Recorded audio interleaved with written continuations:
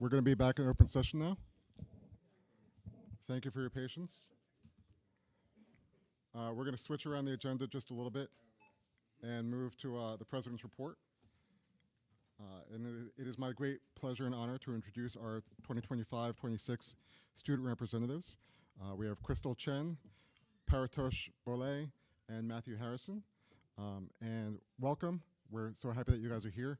And if you could each take a little bit of time to tell us about yourself, what you do at the high school, we'd really appreciate it. Thank you. Sorry, I didn't know. Okay. Hi, my name is Crystal Chen. I'm a senior. Some facts about me: I'm a swimmer. I've been swimming for like 10 years at the school. I'm part of a lot of clubs like FBLA, and I'm one of the co-vice presidents of the Make-A-Wish Club. I'm part of the Somerset County Youth Council, and I'm a member of Finance Club, and I'm really excited to be here and just learn a little bit more about the administration and advocate for people at my school. Good evening, everybody. Thank you so much for having me here today. My name is Paratosh Bole, and I'm a senior at the high school. At the high school, I'm involved in a couple of organizations. For example, I'm the editor-in-chief for the school newspaper. I'm the vice president of the forensic speech and debate team, and I'm also the captain of the mock trial team. I applied for this position because I felt like it was really important to have a student voice, especially in these sorts of settings. And I'm really looking forward to meeting all of you today and having some great conversations, discussions over the course of the school year. Thank you. Hi. Oh, wait. Okay. I'm Matt. I go to Bridgewater High School. I'm a senior. I play hockey for the hockey team. I'm a defenseman. I like to go to the gym. At school, I am involved in a lot of clubs and organizations, but I'm president of the Finance Club, co-president of Finance Club, co-president of Project BR, which is a volunteer organization, and then another volunteer organization on top of that. And then I was class president of the senior class for 2 years. So I'm very involved with the student body. I know a lot of people talk to me about a lot of different things that they feel like interest them. And I talk to a lot of students about a lot of different issues, and I feel like this board is really a good opportunity for me to relay those messages onto you guys. And I see the work that the administration is trying to do to work with students and hear from students with a couple of programs that Ms. Kaiser has brought in, Mr. Lehman has brought into the high school. So I'm excited to try to join these two forces. Well, thank you all and welcome. Do you guys have a report for today or not yet? Either way is fine. Yeah, we do. Yeah. Okay, I could start. You can start. Thank you, Matt. So what I was just talking about with the unity between the students and the administration, Ms. Kaiser a couple weeks ago brought in this program called Ignite to Unite. So it was called a 4A workshop where we participated in different leadership building activities, and the 4 A's represented the arts, academics, athletics, and activities at our high school. So it was basically leaders from all of these different activities. They came into one place in the small gym at the high school, and we had 6 hours together to establish what we thought was our school culture and climate, how we can improve the climate and our culture, and what we thought was wrong with it, and how we can go about fixing that. So we were talking about all these different things. People were bringing up, a freshman year, not many people were showing up to homecoming, and now a lot more people are showing up. And pep rallies were not as fun, but now they're so much fun. So there's a lot of these traditions that people were talking about, like Zoo Crew. I don't know if you guys know about that at the football games. Yeah, of course. So it's a blast. But those kind of traditions people were talking about, our culture, our climate. And from that, Mr. Hemberger actually put together a leadership council. So of these 100 students, we're now going to meet once or twice a month and talk about the school culture and climate and how we feel like we're moving towards a better community. All of these students were in so many different clubs. Everybody that was there was appointed. You didn't sign up. So it directly is impacting almost every student on campus. If anybody's involved in any club, they have someone that was at that meeting and on this council, so they can get impacted from this program. Besides that, I don't really have anything else to say. I mean, sports are going well. Football team's 5-2, playing Westfield this weekend. Blackout game, I'm excited for that. I'm gonna be dressing up. But yeah, it'll be pretty fun. All right, Paratosh, you got it. All right, thank you, Matt. I'll be talking about a couple of just general topics, first of which being the club activities happening at our school. As Matt mentioned, we had the Ignite to Unite workshop, I think 2 Fridays ago, and it was a really great success because it brought together the leaders of these clubs and gave them a chance to kind of see how we can progress the student activity and involvement across campus. A lot of the clubs that are happening right now have done really well in terms of traction with the underclassmen students, specifically freshman and sophomore classes. Personally, I've seen through my own clubs and involvements that a lot of these students are very excited and engaged about it because they're really interested in the topic or like field that their club is exploring, whether it be an academic club or even like a fun cultural club. Overall, I think there's been a lot of great participation and involvement, and I think we're seeing a big change and improvement over the past few years in terms of students being more willing to participate and there being more opportunities for these students to get involved on campus. Additionally, the next main topic is college admissions, which is obviously the biggest priority for the senior class this year and for every year. And generally, I think that college admissions overall has gone fairly well ever since we've became seniors. There is a good balance between our responsibilities in class, in the classroom, and our own responsibilities in terms of finishing our applications and maintaining that. And overall, I think there's a good culture that's happening. Students are feeling comfortable going to the counseling department or going to their counselor to ask questions or seek advice about specific parts of the application. And generally, there's been just more progress happening. My friends and myself personally have generally seen like good culture and good like atmosphere in terms of being able to meet their own deadlines and kind of get their own goals. And overall, I think it's going really well. And the high school itself, their personnel has really given us a lot of great tools. For example, Mrs. Kaiser's workshops, which I'll speak about shortly. And overall, there's been a lot of great resources for us to feel comfortable during this time. Lastly, is the college visits. So these are events that are organized by Mrs. Kaiser, who is the college counseling individual at the high school. And basically, representatives from various universities and schools come to the high school on a specific allotted time, and they come to speak to any interested students who are wondering about the application process there or their specific school. For example, there's been schools like UChicago, UMichigan, Carnegie Mellon, and several other schools from all parts of the country. And it's been a really great opportunity for students who are interested in those specific schools to ask more nuanced questions that they may have not been able to ask on an email or they didn't get a chance to visit the school itself. And personally, I've attended one of these sessions. It's been very informative. I think that it's a great resource for both, not just the seniors, but also juniors and underclassmen that may be interested in working towards the college process. And that will conclude my report. Thank you. Okay. So I kind of wanted to talk about some new things, not new, but like open campus and phones, which have been developments that the administration has been working for the past couple of years. And I wanted to talk about how like it's been developing this year. And I think that they're both going pretty well for open campus. At least it's giving seniors a sense of responsibility and more independence instead of being stuck at school. And I think it gives them a lot of freedom of what they can do with their time, seeing as they're going to go into college and they're going to be 18 soon. And I think it gives them the choice to go home or hang out with friends or catch up on work. And basically, I think it's going really well, and I think it's a good privilege that seniors can have. For phones, I know that's been a big development the past few years to get phones kind of away and more collaboration in the classroom. And I think this year, more than ever, the teachers in the classrooms are really focusing on limiting phone usage. There's been an increased, I feel, in the use of phone caddies, which is where every student will put their phone in a little like a shoe caddy almost, like before class, and that kind of allows them to not have their phone and really pay attention in class and collaborate with their classmates. And me personally, I feel like for the majority of my day, I end up putting my phone away anyways, and it really just, the time flies by, and I just realized I've like been able to focus a lot more in class. And although like some people might be kind of against this, I think it generally does benefit everybody because it kind of forces you to be more present in class. Just like a final thing, I want to talk about homecoming and the pep rally, which was like a week ago, and I think the turnout was really well for both of those.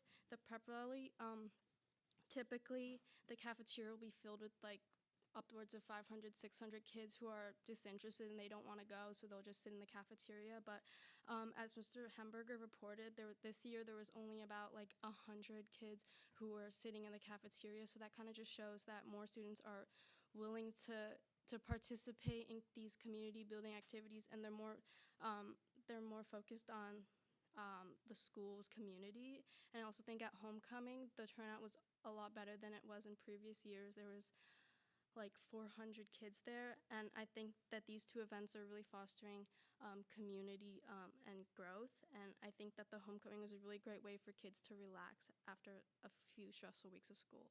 Thank you. Well, Matt, do you have anything more? Yeah. Yeah, Mr. Hamburger also wanted us to talk about. Yeah, he also wanted us to talk about the future. So what's going on next week? The PSATs are coming up. As seniors, we get to sleep in in the morning. I'm very excited about that. But for every other grade, they're all taking the PSATs. It's a great opportunity because people can earn national merit scholarships from those. So really high scores, they can get awarded for it. Everybody else can still get recognition from their scores. It's a very good practice and get used to the SAT, standardized testing, and prepare them for college applications and getting ready for the next level of education. So. Additionally, this Thursday at the high school, Ms. Kaiser also organized an event called Down and Dirty with College Admissions, where a former dean of admissions, Peter Van Buskirk, is coming in to speak to students and parents about the general college admissions process. And I think that these types of events are really helpful because it kind of clears up any confusion or general questions that both students and parents have, and it just gets everyone on the same page. So that's going to be happening this Thursday in the high school, and it's going to be a great resource for any seniors or even juniors that may be applying to college next year. Okay, and then finally, I just wanted to talk about the driver's assembly that's going to be happening next week for seniors. And it's kind of interesting because I remember sophomore year we had another driver's assembly that kind of introduced everyone about the safety and driving and a little bit of the rules. But that was when we were still taking driver's ed. And I think it's interesting that now, as a lot of seniors have their license, that there's going to be another driver's assembly probably to talk about some guidelines for new drivers and how to stay safe on the road, because especially when you're starting out, it can be really confusing and scary. So I think this will be a good opportunity for some positive reinforcement in just staying safe on the roads, because it could save lives. If there's any questions about anything that we discussed, please feel free to ask, and we'd be happy to answer. Just want to say thank you, for all of you. That was a great report. And as we go through in the year, there are some issues that come up from time to time where we may ask the three of you to weigh in on something from the student perspective, which would be another twist from what we've done in the past, but certainly, a step I know the board would be willing to take. And I like to hear that you're participating in all of these meetings, et cetera, with building administration.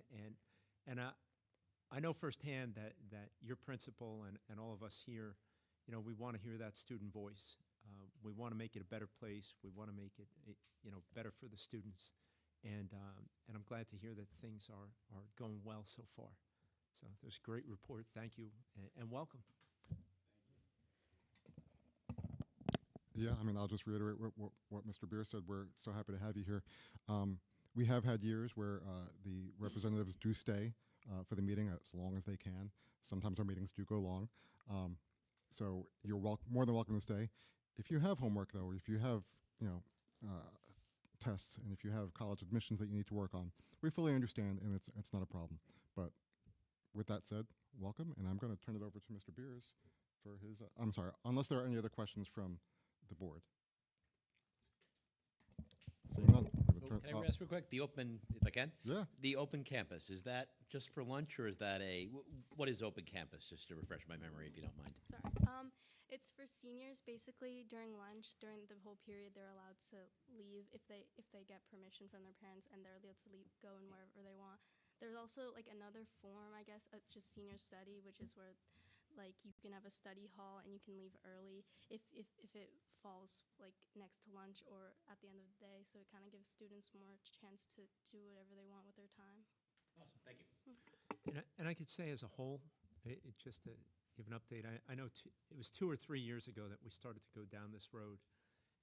And our thinking, and there were student leaders in the same chairs as you who we had these discussions with.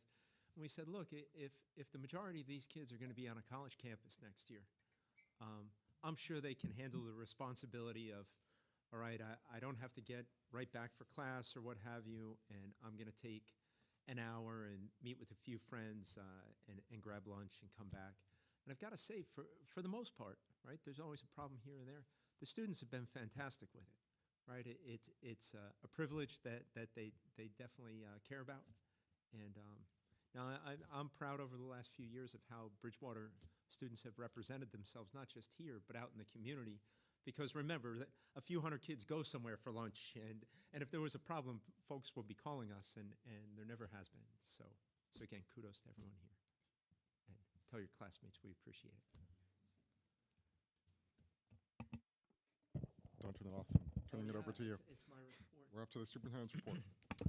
Okay, so my individual comments are brief. We have two presentations this evening. The HIB self-assessment presentation from Mr. Iacchini, who's our Director of Guidance, 8 through 12, and then the State Standardized Assessment results presentation from Jason Moriello. So we're going to start with Mr. Iacchini, who is going to give us the yearly, and this is a mandated report that we have to give to the public and to the Board of Education that tells us how we're doing. And I think as we go through the critical part to realize when you see the scores, I think the maximum score is an 80, is that not? 78, I'm sorry. See, I was incorrect there. So when you see scores in the 70s, it doesn't mean we're getting a C, so to speak. It's 78's the top. All right, so with that. Okay, thank you, Mr. Beers. Again, my name's Alan Iacchini. I'm the supervisor of school counseling at the high school this year. And I'm here also as the anti-bullying coordinator for the district as well, providing my annual report as required by state code regarding our self-assessment. And I'll go through some of the slides here that you can see on that screen there. I think Dr. Fonder's working on getting it up there. But essentially, the law came into effect in the year 2009. We've been doing this since then. Again, it's a state mandated report that we are to provide to the Board of Education and also to the state of New Jersey each year. The self-assessment, which is done on a building level, each school building, school safety team conducts a self-assessment at the end of the school year. And it's reflective, again, being very specific, from July 1st for this particular report, 2024, until the end of June of 2025. So again, the self-assessment is reflective of that period of time only. And again, this is a requirement of all public school districts in the state of New Jersey. So at the end of the year in June, the school safety teams meet, and they have a rubric in which they score themselves on a scale of 0 to 78. And then there's different components within that requirement. Again, they're listed here.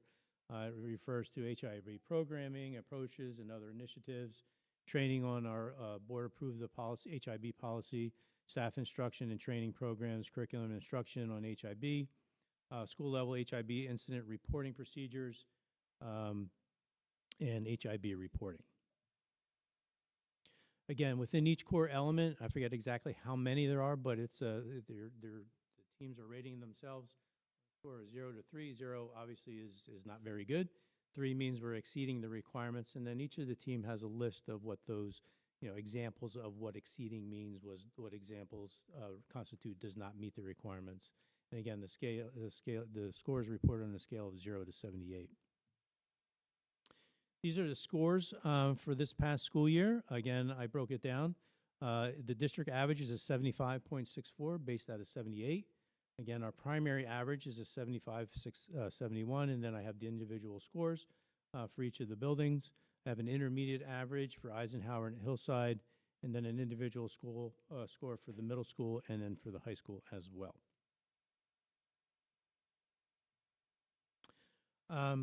These are a range of scores over the past 3 years, period. As you can see, the first column is from the 22-23 school year, and then it shows a progression over the last 3 years of how those different, what you saw on the previous slide, what those averages were over the past 3 years. So for the most part, we're going up. There's a little bit of a fluctuation. Again, these are subjective ratings. They have criteria in which they rate themselves, and then it's a subjective rating. Primarily, when you see a lower score, a lot of times what that's reflective of is that the school safety team feels that they didn't receive, or they were in need of, or they desired more training. So Lisa Lattarulo, who's the K-8 supervisor of counseling, and I are working together to provide opportunities for our school safety teams to participate in more training in school culture, school climate, and HIB as well. These are this is again reflective of the past 3 years. These are allegations. These are allegations made by students over the course of the school year. And again, these are allegations that are unfounded. Again, so these were all were investigated, and they were found to be not to fit the definition of HIB according to the state. So as you can see, primary schools, there's not a lot of allegations that occur to begin with. But what is nice, and you'll see this in the next few slides, is we're seeing a downward trend. So again, I think that's going to be reflective of what the students were talking about. We're developing this culture in this school district.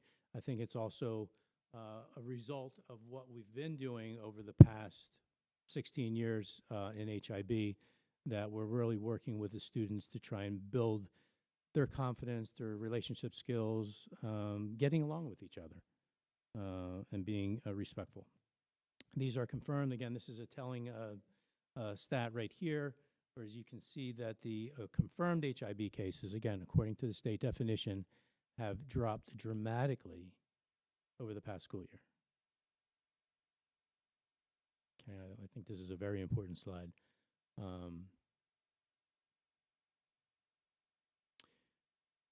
What happens next is then the school safety teams, again, they meet 2-3 times a school year. They're going to meet in the fall if they haven't already. They're going to continue to focus on the development of school climate in their buildings. They're going to continue to monitor the implementation of the law according to the state. They're going to develop plans for the upcoming school year. And then in those areas where they felt that they rated themselves a little bit lower than they should, they're going to focus in again on how they can bring up those scores. Again, in the school district, again, we continue to focus on career education, mental health, and wellness throughout this entire. Any questions regarding what I've been able to present this evening? Mr. Walker. Oh. Thank you for the presentation. What would you attribute the drop in HIBs to? If you could characterize it. I think it's, I don't think you can point to one specific thing. I think it's, again, it's a collaborative effort by administration, the school administrations, and throughout all the buildings, the staff, and I think importantly as well as the students. I think they've learned to get along better. They've learned to be able to manage their emotions better, I think, over the years. We start in elementary and the primary schools, and we help them develop, the relationship skills, how to be empathic, how to be respectful. And I think what's happening is it's carrying over from year to year. If we look back, the seniors now, they were introduced to this information, 10 years plus ago. It started when they were in first and second grade, and it continued all the way up until now. And I think I would like to contribute to the fact that I think they're getting along better than they ever have, and I think they respect each other much more than they have in the past. Again, I can't point it on one thing. We do a lot of stuff for these kids. It seems like it's sinking in. I don't know if that answers your question. I agree, Mr. Aikini, and I think the students had mentioned an improving culture, and that's something we know to say, look, we want to improve the culture of a school or a district. Well, you can't just go and pull a lever and have it happen. It takes time, it takes effort. There's trial, error, and everything. And it's not to say that everything's perfect, right? Far from it. There are things we could certainly improve on. But no, I appreciate that answer, and I can tell you there are a lot of dedicated individuals, from teachers, security, counselors, administrators, everyone in the operation really trying to support kids and the right climate. So it's great to hear. Yes, sir. I have a question. Thank you for the presentation. Obviously, we've done a good job reducing the number of HIB cases in our schools, and I think these results really show. I mean, the fact that there's nothing in the primary school is fantastic from a confirmed case perspective. But what do you kind of see as like the biggest risks to these numbers where they are relatively low going up? What would contribute to that would be certainly an indifference to those allegations, not listening to the kids, listening to the students, being indifferent to what they're saying. I think we take every allegation seriously. We follow the process. We have procedures in place to investigate all those allegations and claims. It's also a focus on conduct as well. I mean, not every situation rises to the level of what's constituted by the state as HIB, and there are conduct problems that occur throughout the buildings. And, we're addressing them the same as if they were an HIB. It's, there's a problem, we address it, we follow the path depending on what that behavior is.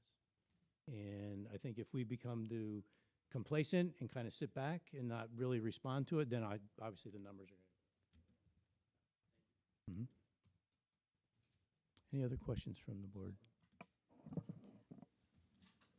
Well, first, I just want to say it's really great to hear from the students about the programs and how involved they are and how excited they are to see a change and shift in culture.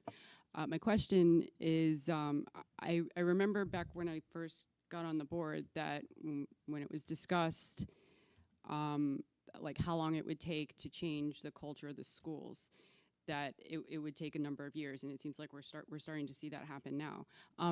Could you give me or could you tell us like about when it was that you started to address the shift in culture? I would say probably 3-4 years ago. I think there was a concerted effort by administration, by staff in each of the buildings, by the counselors and everyone involved that we really need to address these issues that are going on. I think society also impacts that. I think we were in COVID 5 years ago. There was a lot going on, a lot of issues related to mental health. People were scared and they didn't understand what was going on. We came out of that positively. We've learned to be more sensitive to our students and what they're saying and what they're not saying. I would say probably 3-4 years ago, as we came out of COVID and we started going back to school on a full-time basis, then I think eventually, we started to see a small dip. As you can see in these numbers here, it did, like in the high school, it went up a little bit the previous school year from the previous school year. So 22-23, it went up a little bit, and now it's gone back down again. That's a significant drop.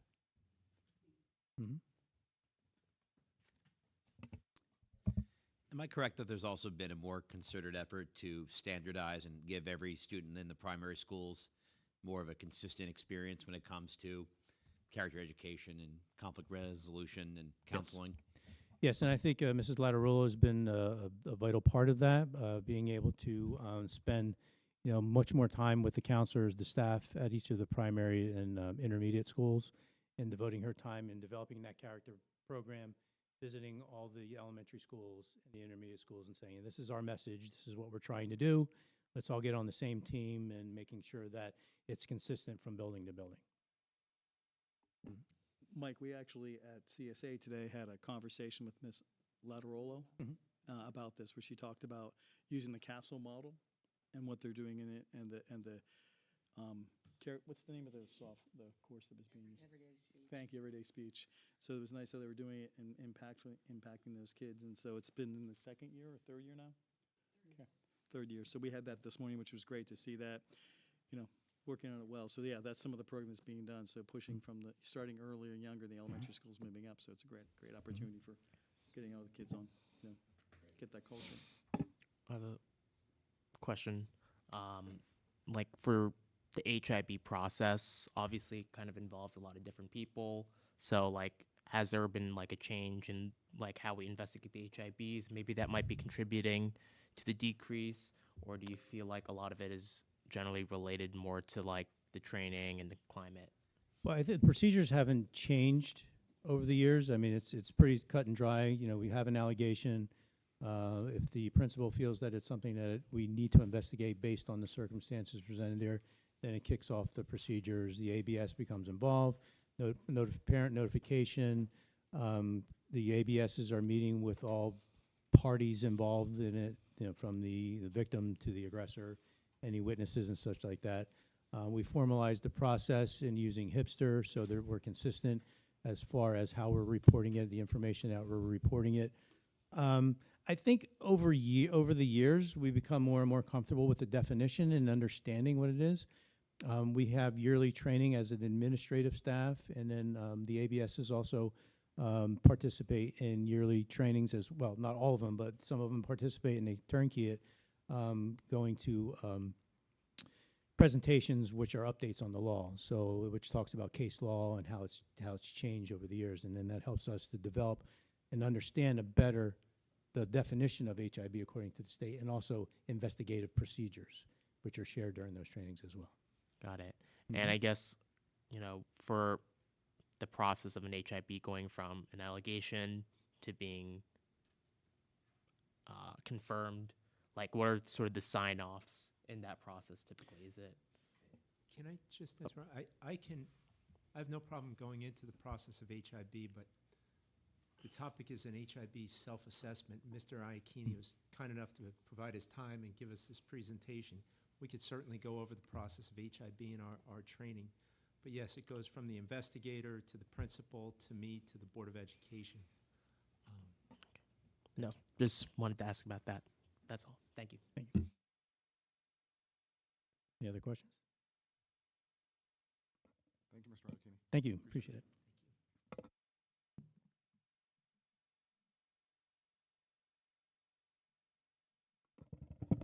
Matthew, go ahead.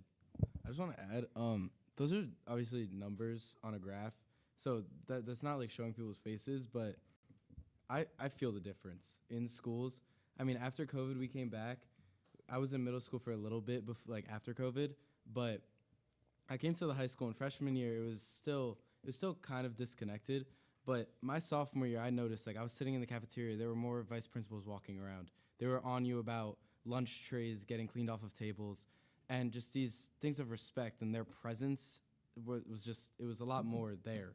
It made us feel a lot more connected. We were being seen, and just the more involved that we became.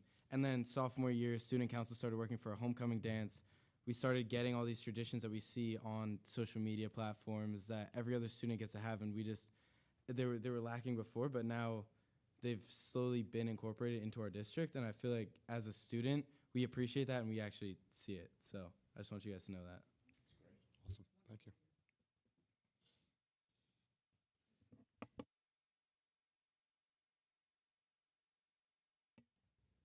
Okay, next up is Mr. Jason Moriello, who will take us through our standardized test results.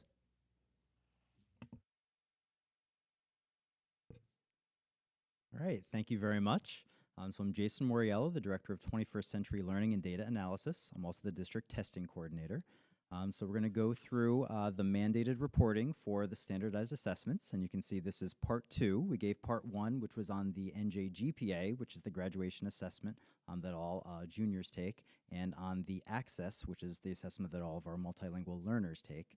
So today we'll go into the DLM and the NJSLA. Those are the state assessments, and we're also going to throw in a little bit graduation rate, AP, and even some dual enrollment numbers as well. So first, I'll kind of go over the highlights that the presentation is going to show. So this is really your summary right here, right up front. So really what you're going to see when we talk about high school graduation rates, we're going to be continuing the high school graduation rates that we saw in the previous school year. In terms of dual enrollment, you're going to see a continual increase over the last couple of years and a very significant increase in the students participating in dual enrollment courses. You'll see an increase in our AP participation and the performance of the students taking AP exams.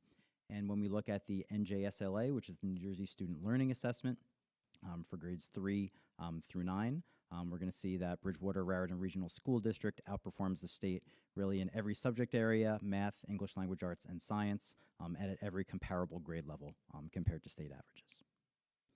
All right, so let's go into it. We'll start with graduation rates. And like we were saying here, when we're looking at numbers, right, we're looking at numbers, but there's faces and there's students, behind these numbers. So you can see where we were the class of 2022, a 93% graduation rate, to the class of 2024, which was 97%, to last year's class, which we're estimating it to be at 97%, and that's only estimated because the state hasn't finalized the numbers. They're still going over their final numbers, so but that's where we expect it to come in, very similar to where we were in the previous year. So that 4% increase, that equates to about 30 students. So that's about 30 more seniors who are graduating now than who were graduating just about 3 or 4 years ago. So that's a significant increase, and that's a real testament to all the programs and supports that are going on at the high school level. And you can see it's been very consistent compared to the New Jersey rate, consistently at 91%. We haven't seen the increase across the state that we have been able to see here. Moving on to dual enrollment. So dual enrollment are the courses that students can take right at Bridgewater Raritan High School, and they are partnered with the colleges and the universities that you see listed there. And students, by taking the course, can purchase college credit through those universities, so students can actually leave high school with college credits, right, in the different courses. And you can see really just over the last 2 years, right, we've more than 5 times as many students are participating in dual enrollments this year than just 2 years ago. Right, so that's a really significant increase, and that's still an area that we continue to work on and continue to try to get more courses involved, more universities involved. So we're hopeful that that number will continue to increase over the coming years. Moving on to our AP exams. So looking over really the past 5 years in AP exams, if we look at that first row, just the number of students who have been enrolled in an AP course at the high school, you see a continual increase from 753 back in the spring of 2022 to our current year. Right now, the number of students currently in an AP class is 952. So 200 more students enrolled in an AP class now than 4 years prior. And what's really nice to see and interesting to see is that, typically when you have more students enrolled and taking the courses, right, you're looking at how are those students performing. And if you look at that last row, the percentage of students scoring 3+, and a 3 is considered earning college credit in many universities across the nation, you can see also a continual increase in the percentage of students scoring at a 3 or higher on those AP exams. So it's really nice to see more students participating in AP courses, taking AP exams, and performing well on those AP exams. Looking at the overall AP results really over the past 3 years, so AP results are given on 5 kind of performance categories. They're scored on 1 through 5, 5 being the highest, 1 being the lowest. So you can see the darker blue towards the top is the percentage of students who have received 5s on the exams. So you can see over the past 3 years a continual increase for the percentage of students that receive that highest mark that you can receive on the AP exams. You can see the percentage of 4s are very similar over the years, 3s pretty similar for the last 2 years, and the percentage of 1s and 2s are very low and have been historically low, but are lower last year than they were even in the previous years prior to that. Okay, so moving on to our state assessments. So the DLM, which is our dynamic learning map, this is the assessment that's the alternate assessment to the NJSLA, and this is really meant for the students with the most significant cognitive disabilities. So the assessment is given between April and May, and this is from last year's results. Eligibility is determined by case managers. They make the determination based on criteria from the New Jersey Department of Education, whether the student would be taking the DLM or the NJSLA. It's given to all students in grades 3 through 8 and grade 11, take the ELA and the math components of the DLM, and then students in grade 5, 8, and 11 also take the science component. And the results are categorized into 4 different levels, going from emerging all the way to advanced. So here are the results, really for the last 2 years. You'll see English language arts for the first 2 bars, and then mathematics for the next 2. Note that we really are talking about a small number of students, right? The previous year in 23-24 school year was about 25 to 26 students taking the exam. Last year was down to 20 students taking the exam. Looking at the overall results, what you'll notice is that you'll see less of the gray, and yellow, which is the at target and advanced target for last year compared to the previous year, and the increase in the orange, which is the students at approaching target. And the rationale and the reason for that is similar to what we saw with our access, is that once students score at a certain level on the DLM, typically the following year, they will now move on to take the NJSLA. So that's why a lot of the students who in the previous year, in 23-24, were at target or advanced, those students would now not take the DLM the following year and would move on to take the NJSLA. So that's really why you're seeing the difference in the scores, and because we're talking such a small number of students, a difference of 5 students makes a big difference on the percentages, right? That's a quarter of the students. Right? And for DLM, since the results, we do have such a small number of students, we don't really do any other breakdowns, because anytime we have a reporting group less than 10, we do not share the data for student confidentiality. Bless you. All right, so moving on to NJSLA, which is our New Jersey Student Learning Assessment. So this is English Language Arts. We'll do everything through English Language Arts, then we'll do the same thing for math, and then we'll do the same thing for science. We'll go right through all three. So for English Language Arts, all the students were tested in May of last year, all students in grades 3 through 9, and there's 5 different categories, ranging from level 1, which is not yet meeting grade level expectations, to level 5, which is exceeding grade level expectations, and levels 4 and 5, meeting and exceeding, that's considered on grade level, so expectations that are on grade level. So here's the breakdown for all of the different grades in English Language Arts, and then you'll see the overall district average. So if you combine all the grade levels together, the breakdown of the entire district to the right. I know there's a lot of information on this slide. So typically what we do for reporting purposes is we take those top 2 levels, the meeting and exceeding, because that's considered the percentage of students who are kind of on grade level or above expectations. And if we combine those together, that's what we'll do for most of the slides that we'll be looking at next. So what you'll see here is the blue bars is the percentage of students at Bridgewater Raritan who are meeting or exceeding for each of the grade levels. And in the orange, you'll see the percentage of students across the state of New Jersey who are meeting or exceeding. So you can see really across the board, first of all, you kind of see a trend, an increasing trend in English Language Arts from grades 3 really going to grade 8. You kind of see general increasing trend, right? Grade 5, it drops a little bit both in Bridgewater Raritan and in the state, so that kind of bucks the trend a little bit. But for the most part, you see that increasing trend all the way through grade 8. And what you will notice is if you look at the Bridgewater Raritan, the blue bars compared to the orange bars for the state, for every grade level, Bridgewater Raritan is outperforming the state. And if you look overall to the right, you can see 70% of students overall across all of our grade levels are meeting or exceeding expectations compared to 53% of students across the state of New Jersey. If we look at growth over 2 years, so what this does, if you look at the first kind of set of bars for grades 3 to 4, that is students who last year were in grade 4, the previous year they were in grade 3. So the yellow bar is when those students were in grade 3 in spring of 2024, 60% of that cohort of students were meeting or exceeding. That same group then moved on to grade 4 the following year, and that same group, based on the 4th grade assessment, 70% of the students were meeting or exceeding. So that means within that cohort, 10% more students moved into that meeting exceeding category on grade level in 4th grade compared to where they were in 3rd grade. Right, so that's kind of what this graph shows us. And so what you can see is really, for the most part, you're seeing that increase and that growth from one year to the next, right? And if you look overall to the right, you'll see there was about 5% more students meeting or exceeding last year compared to the same group of students based on where they were the previous year in the previous grade. Here we'll look at all of the different subgroups. So the blue bars represent the different races and ethnicities, and the percentage of students meeting or exceeding expectations for each of those races and ethnicities. In the gray, you'll see the gender.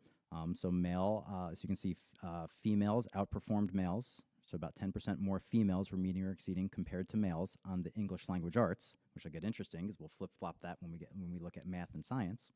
And then in the orange, you'll see our different programs, so special education, our English language learners, and our economically disadvantaged students, and the percentage of students in each of the different categories who are meeting or exceeding. And then all the way on the right, that's just our overall percentage of students meeting and exceeding across the district in English Language Arts.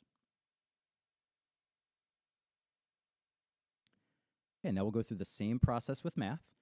So very similar with math. All students tested in grades 3 through 9 back in last May. Same 5 different performance levels. So here's the breakdown for each grade level. What makes math a little bit more interesting and complicated, right, is that not every student in the grade level takes the grade level NJSLA. So for example, if we look at grade 7, that's why you might see a little asterisk there. So any student who is taking Algebra 1 in grade 7, so those are our 2-year accelerated students in grade 7, they're taking the Algebra 1 NJSLA, so they're actually not in the grade 7 bar, they're included in the Algebra 1 bar. Right? When we move to grade 8, we have some students who are taking grade 8 math, some students taking Algebra 1, some students taking geometry. So students taking geometry would be in the geometry bar, students taking Algebra 1 would be in the Algebra 1 bar, and the grade 8 would just be the students who are taking grade 8 mathematics, right? So just kind of keep that in mind as we go through. So once we get to grade 7, it's not representing the entire grade level. Right? And so that's why we have to be very careful when we make certain comparisons, like comparisons to the state. So here you can see how Bridgewater Raritan performed on the math assessment in each of the grade levels, and also how the state performed. So overall, just looking at the overall trend, you can see really both in Bridgewater Raritan and the state, you'll see a decreasing trend as the grade level increases from grade 3 all the way to grade 8. Right, the same trend both in Bridgewater Raritan and the state. It really decreases at every level, every grade level. And then once you get to Algebra 1 to Algebra 2, it increases, right? And same thing that you see across the state. So that's kind of the overall trend. Looking at the comparison, Bridgewater Raritan does outperform the state in every level, except for if you look at grade 7. Right? If you look at grade 7, right, Bridgewater Raritan, 35% of students were meeting or exceeding, compared to the state, it's 39%. Right? But that's really not a good comparison to make, because like we said before, right, we have about a quarter of our students in grade 7, and there are students who are 2 years accelerated mathematics who are not included in that category. Right? They're in Algebra 1. Whereas across the state, there are very few districts across the state who offer Algebra 1 as an option for 7th grade. So all of the accelerated students in grade 7 across the state are pretty much included in the grade 7 across the state. Right? So it's really not a comparison that we should be making, comparing our kind of grade 7 students to the state grade 7 students. And that's also similar for grade 8 as well. If we look at growth, there's lots of comparisons because there's lots of different cohorts in math, because there's lots of different pathways with the acceleration options that we have. What you'll see for most of the kind of growth is really very similar results, with the percentage of students meeting exceeding 1 year compared to the next, right? And even if you look all the way to the right at the overall, right, you see the exact same percentage. 58% of students were meeting or exceeding in math really for the last 2 years in a row. So even though that number is the same, that doesn't necessarily mean that there's no growth, because over the course of that year, students learned an entire new year's worth of mathematics standards, right, and are performing at the same level on the new math standards as they were on the previous year's math standards. So even though we're not seeing a higher percentage of students meeting or exceeding, right, we are seeing the same percentage of students meeting or exceeding when learning an entire year's worth of new content. Looking at some of the grade levels, looking at grades 7 to 8, which is kind of right in the middle there, right, you do see a significant increase. So the same students who went from grade 7 math to grade 8 math, right, went from 18% meeting or exceeding to 31%. So although that's, still not the percentages that we'd like to see, that's a significant increase in the students who were in that pathway, right? And for the most part, you'll see very similar results, or slight growth, maybe 1% decline. The only places where you see a little bit more than that in terms of decline would be grades 4 to 5, right, and Algebra 1 middle school to Geometry high school, right? And that is an area that our math supervisor is already working with our math teachers, our principal are aware, and this will be definitely an area of focus to look at our Algebra 1 middle school to Geometry high school. Into that. But once again, that Geometry high school, we're talking about a little bit more than 100 students. That's not representative of all of geometry based on the numbers of students who actually take the NJSLA. And if we look at subgroup, once again, blue is the races and ethnicities, gray is the gender, orange is the program, and this is where you see kind of the flip in terms of the gender, where males are slightly outperforming females in mathematics, whereas in English language arts, we saw the opposite. Okay, moving on to science. So science is only tested in grades 5, 8, and 11, and science has 4 performance levels compared to the 5 performance levels that English language arts and math have. So you'll see from below proficient to advanced proficient, and levels 3 and 4 are considered on grade level. So here's our breakdown by grade. Once again, it's only in grades 5, 8, and 11. And then you'll see the overall district average to the right. If we just look at the percentage of students who are proficient and advanced proficient, once again, blue is Bridgewater Raritan, orange is the average across New Jersey.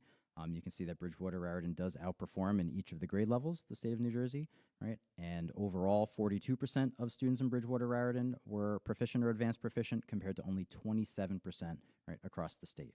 And I know this is an assessment when we look at that, only 27% of students are proficient across the state. This is definitely has been a conversation in many of the, kind of the state groups. I know we've had the conversation here even in previous years. This is consistent year over year with results that are very similar to this. Here's our breakdown by program. And once again, when we look at gender, right, males are slightly outperforming females, similar to what we saw in mathematics.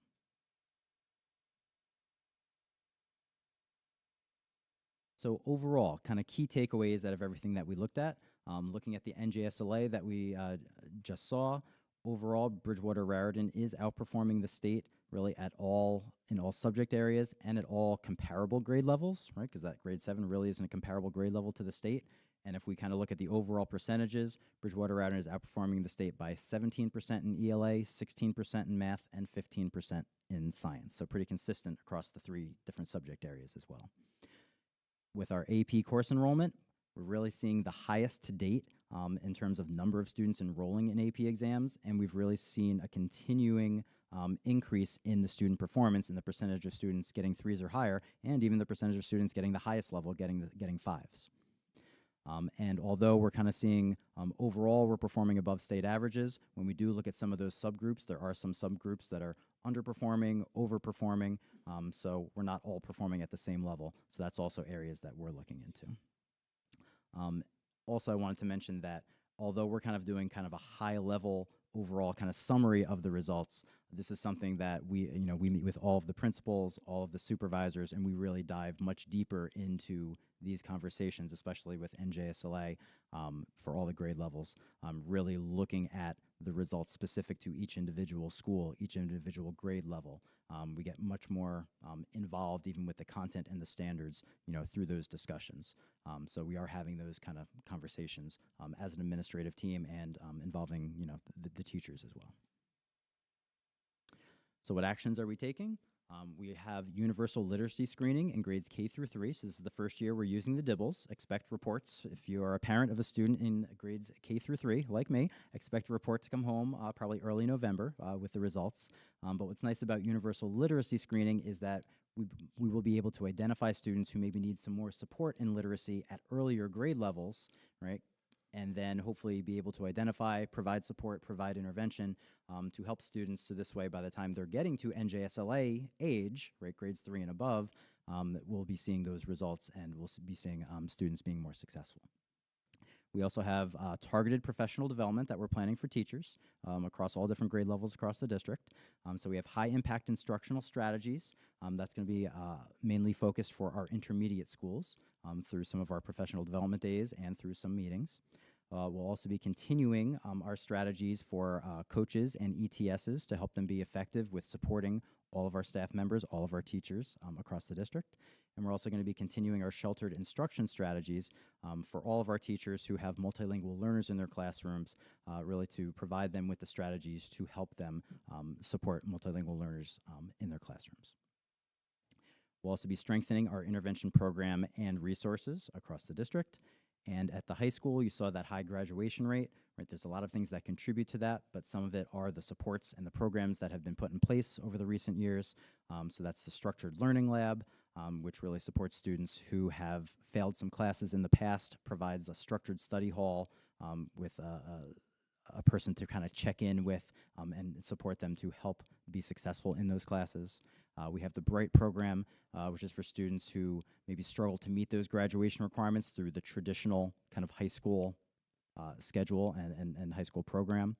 We have Edgenuity, which is a program for students who maybe at the end of a marking period are struggling in a specific core class. There's an opportunity to help them be more successful and increase their grade before they even get to failing the class at the end of the year. So that would be during the year. And then there are tutoring opportunities for students in some courses throughout the year as well. And we'll kind of sum it all up with all of the state assessments for this year. So the DIBELS, which is that universal literacy screening for K-3, we actually just wrapped that up last week, which is why score reports should be going out probably that first week of November. We have for the first time the NJSLA and NJGPA adaptive assessments that will be replacing the traditional NJGPA and the NJSLA results that we just went over. So this, it may look a little bit different next year when we have a new assessment that we're discussing. But the state is field testing that, and that will be the last week of October and the first 2 weeks of November. The field test will be for those assessments. We will not be receiving any score reports. That's the field test is really just meant for the state to help to kind of develop their policies, set their scoring, make sure the whole functionality runs smoothly. So we will not be receiving any scores as a school district, as students, parents. It's really meant for the state to kind of help develop their policies. We then have the WIDA Access, which is for the assessment for multilingual learners. That'll be in February and March. Then we have the live version of the new NJGPA Adaptive Assessment. That will be in March. And then we have the DLM and the NJSLA Adaptive. That will be in April and May of 2026. And if anyone has any questions, I'm happy to answer any questions. I just had one question. Sure. Do you know when the NJSLA results get sent to parents? Yes, they just got sent, so parents should have received their NJSLA results probably in the past week. I believe they were mailed out last Wednesday. Okay. Thank you. You're welcome. I actually have one other question. Do you guys know why I noticed that it's nice that you're tracking grade, like a 3 to 4 or 4 to 5, to see that cohort and how they're doing? I noticed that there was a dip in math and language arts, larger in math than in language arts. Do you attribute that to the school change, or like what do you attribute that drop? Do you have any idea? No? I know it's a hard question. I was thinking the school change maybe. Yeah. That's when they move for the first time ever. Yeah, when they go 4 to 5, right? So that's their first time moving schools ever. That's what I thought. We've had many discussions about this, and that could be one of them. And so we're very curious what's going to happen when we do the shift with the schools next year, and we have K3 and 4 or 5, and there's going to be a lot of changes because we're changing schedules, we're changing curriculum, and so that is where Jason mentioned, let me just go back to the actions we are taking. The high impact instructional strategies, actually, that's, as Jason mentioned before, is where we're focusing because we noticed this last year as well. Yeah, especially 5th grade, yes. Especially in 5th grade. So that's where we're doing that work with teachers this year, and we, started that work in the intermediate schools last year, but we are wondering if this shift might also help, because we've also identified that dip. Yeah. I mean, did you have anything else you want to add to that, Jason? Did we talk about anything else? Yeah, no, I think that is something that we actually identified a little last year, and that's where we have those conversations with individual schools. That's where we kind of go more involved, and, last year we've had conversations with teachers looking at the data, and so that's a continuation of what we're going to do, and that is one of the areas that we still are targeting some of our professional development on. Mrs. Sula. Standards. Thank you for that. Just a question about the NJSLA is the one that you have to take as a junior in order to graduate, correct? NJGPA. Okay. And for either of them, for the kids who are at the 2 lowest, like near proficient and not proficient, I know we're using this information to develop curriculum and to fix the situation, but is anyone individually noticed to, like, say this student in particular was really low on this, and let's pull them out? Because I know we're using some information to put kids in AP classes, but are we also doing that at the low end of it?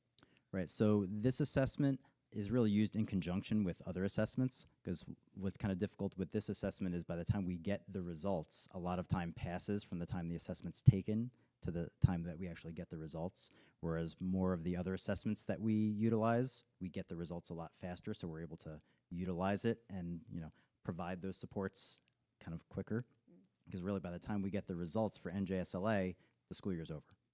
So at that point, it's done for that school year, and then we're into the next school year already. But we also have other assessments really at all the different grade levels that are utilized to help identify. But this is kind of when we have that results, the results for this, we do look at them and use that to help support students when possible.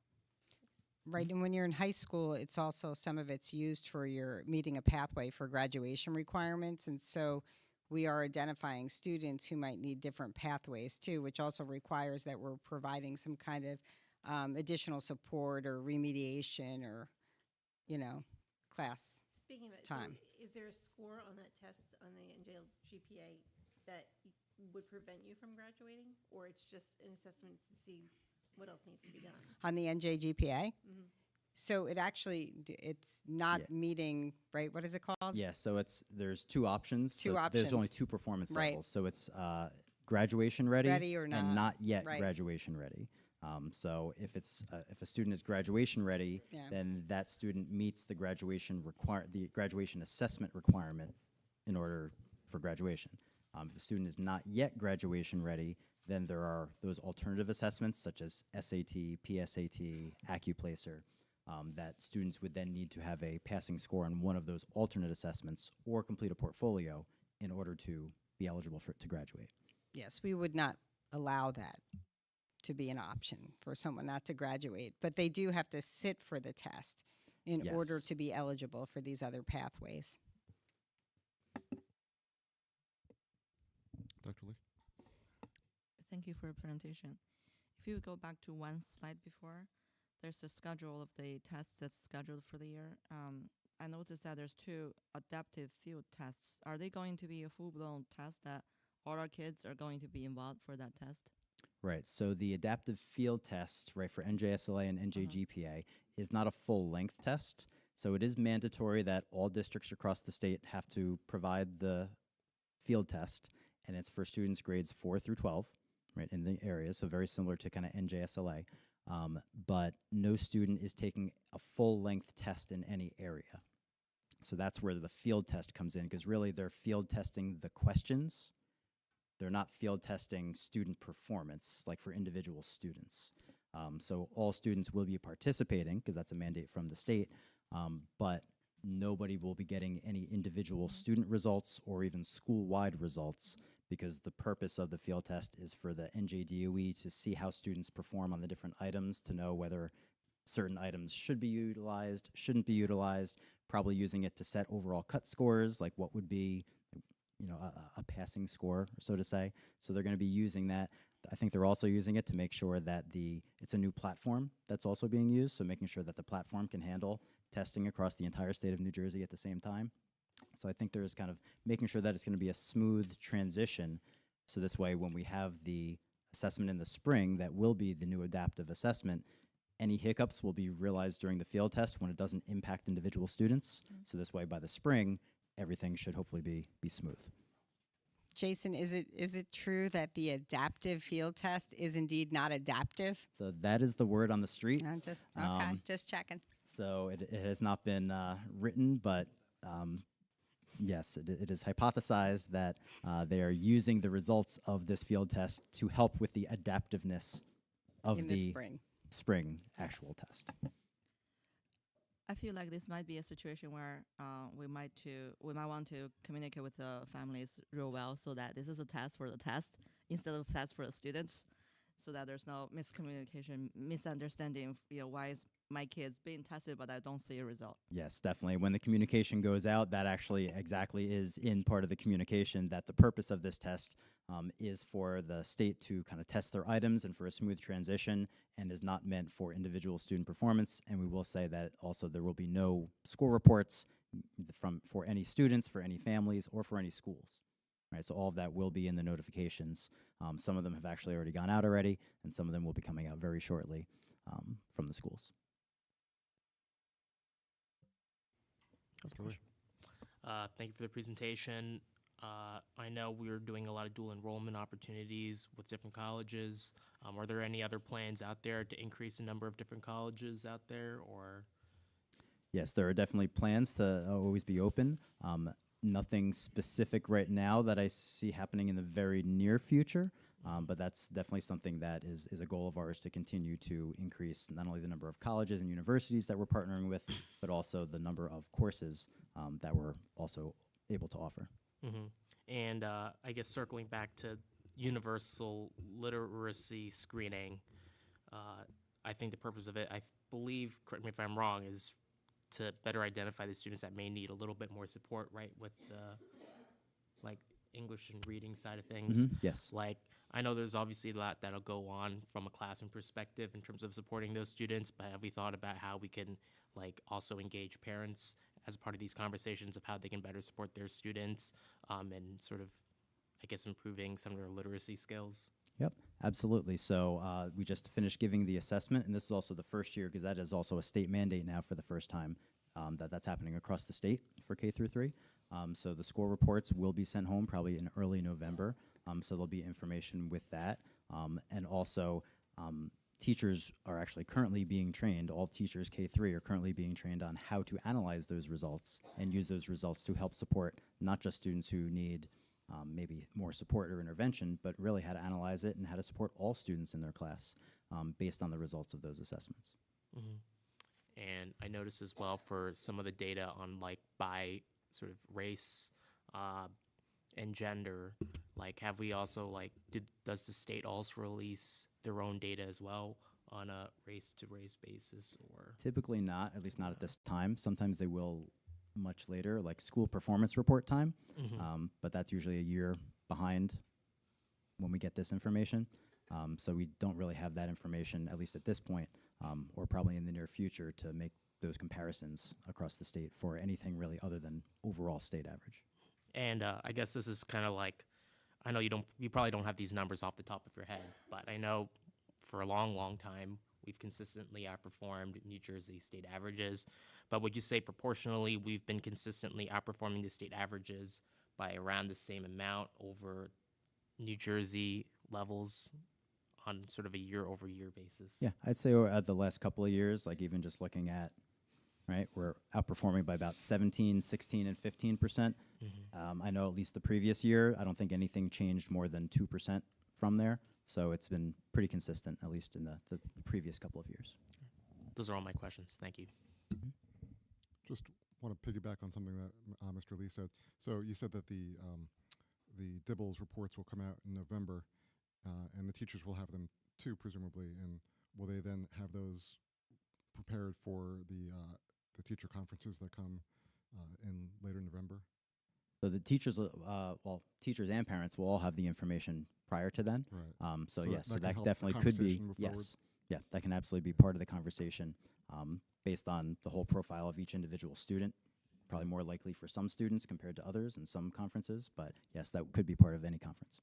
Great, thank you. Any other questions? Dr. Lee? I can't tell if your hand's up.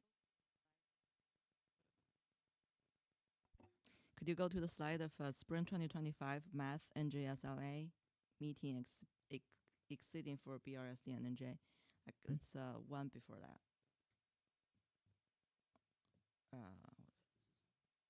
Yes, this is one.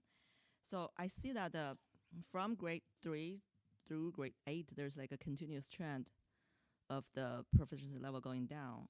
I was curious, is that cohort related or is that curriculum related? Do we need to look at the reason behind that and see what can we do to help those grades as they go up? Yep. I think that's test creation related because you'll see the same trend in Bridgewater Raritan as you see across the state. If you see separate trends, like if you see like Bridgewater Raritan decreasing while the state increasing, right, then that's more of a cause for concern with maybe our individual curriculum or our instruction. But when you see the same trend happening across the state and what we're having here, right, basically, right, it becomes more difficult to receive a passing score as the grade level increases. And if that's happening across the state for whatever reason, I think part of it is the creation or the scoring of the assessment at the grade level. Kind of like what we see, like, you know, when you get to grade 8, 21% of students across the state in grade 8 mathematics are meeting grade level expectations, right? Right? We talk about it in science, right, all the time. 27% of students across the state in science, that's, I think, an issue with the assessment itself and the test items and or the scoring of it. So I think there's a little bit of that as the grade level increases, right? It becomes a little bit more difficult to receive that meeting or exceeding on those assessments. So that would be kind of my interpretation of it, because you see the same trend both here and across the state. If we compare the same grades across the years, like a longitudinal analysis of different cohort but for the same grade level, how do they trend? So if you look at the same cohort from one year to the next, it's very similar. right? In most cases, right? You do see a little bit, like we talked about grade 5, you do see that little bit of a dip in grade 5, and this is like 2 years in a row that we have seen that, which is why we've addressed some strategies specific to there. Same thing for that Algebra 1 middle school to geometry, right? But those are really the only dips that we see, right? Maybe 1% from grades 5 to 6, but that's really consistent. Really what we see in mathematics is really a lot of consistency from one year to the next, and students performing at similar percentages of students meeting or exceeding, but they've learned a whole year's worth of new content within that time. So, you know, we're not, in English, we're seeing a little bit more growth and movement than we are in math, but that's also consistent with what the state is seeing. So that's where, you know, we're basically following very similar trends as what we see across the state, which I think most of the time that's really just the design of the test. But in certain areas, like we do see that grade 5 a little bit more of a dip. That's where we tend to look into things a little bit more closely. Thank you. Ms. Lochran? Well, first, I just want to commend administration and all those involved, because, you know, when you told us about your vision for how some of these programs are going to roll out, like for ESL in every school and for the pull-out programs, you know, you had an overall vision, and obviously we're seeing it come to fruition. Particularly, something to be proud of is the graduation rate, because, like you said, 30 students is a big deal. My question was, you had said that algebra is separated from grades 9, 8, 7. Thank you.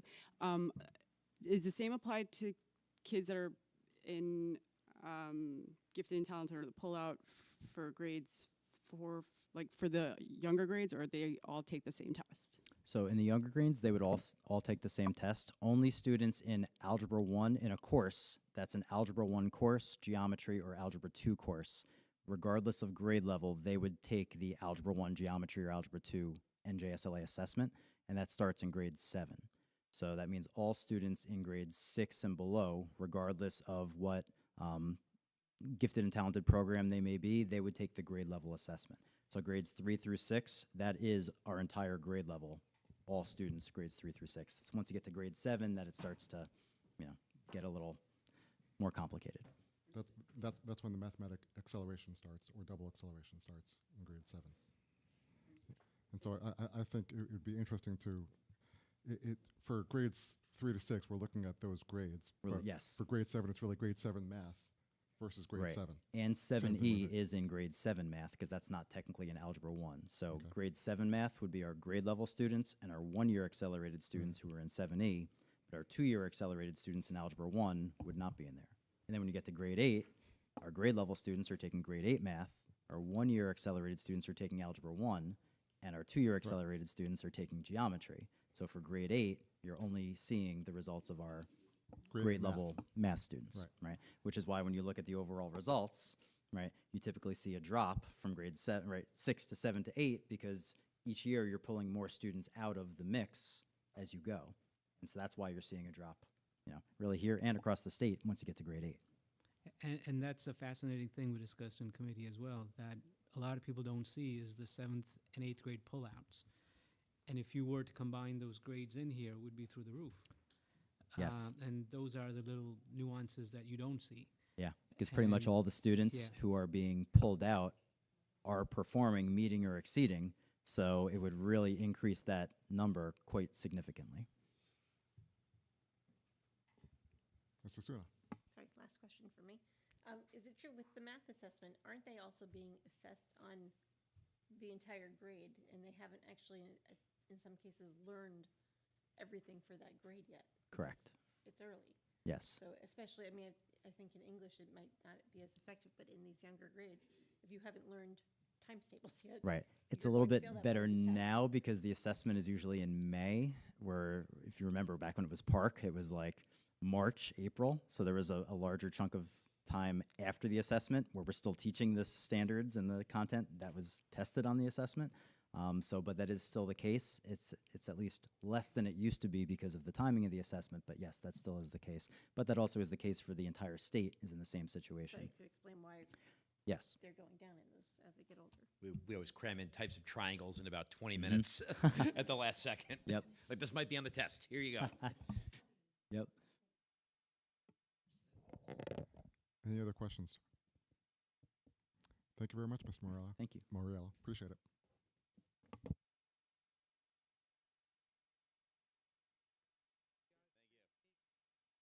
And for your input, we appreciate it.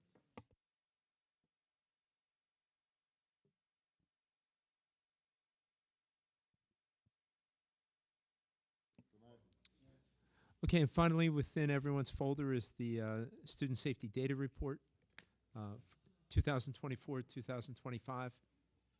Again, in comparison with prior years, it does show a downward trend in some key areas. So, please take a look at that and go from there. And with that, I will turn it over to, you already gave the President's report, so we're up to committee reports. Thank you, Mr. Beers. We're in fact up to the academic committee with Mr. Joshi. Yes, so we met on October 6th at 5 o'clock virtually. In attendance were myself, Ms. Osuna, Mr. Pepe, Mr. Singer, Dr. Jones, Mr. Beers, Ms. Madia, and Mr. Moriello. First item on the agenda was the full-day kindergarten pilot report. At the request of the committee, Ms. Madia provided a brief overview of our full-day kindergarten pilot at Adamsville and JFK schools. She discussed how the program is enhanced by having full school days, which provide more time for instruction in the core content areas such as ELA, English Language Arts, math, science, and social studies, as well as additional time for developmentally appropriate practices such as play-based learning. She shared some photos which allowed the community to take a peek at inside the classrooms, and it looks pretty good, actually. Very vibrant and colorful. Any questions? Say thanks again for that report from Ms. Maddie and Dr. Jones. It was great to see some of the stuff that's going on there and the difference it's making for our families and students. So thank you. Next year is going to be great. Item 2 was the testing report. As we just saw, Mr. Moriello presented the district's testing report, which is required by the Department of Education. This includes NJSLA, DLM, Dynamic Learning Map results, the ELA, English Language Arts results, math, and science. The report includes aggregated and disaggregated subgroup data, comparative analysis, and appropriate intervention strategies. Additionally, Mr. Moriello highlighted, as he did just now, growth in AP participation and results, dual enrollment, and graduation rates. The testing report is being presented tonight, and it was. Item 3, policy review. Policy 2422, statutory curriculum requirements. The committee reviewed policy 2422, which changes the name only of policy from comprehensive health and physical education to statutory curriculum requirements. This is because the policy includes statutes that are not specific to health and physical education, such as Asian American, Pacific Islander history, and contributions of such. There is no substantial change to the content of the policy. Item 2 was policy 5339.01, student sun protection. This is a new one. The committee reviewed the new policy that allows students to use sunscreen and wear sun protective clothing, i.e. hats, sunglasses, etc., outdoors. The committee also recommended the second option that would allow the school principals and designees to limit types of sunscreen when appropriate. Any questions on the policy review? Yeah.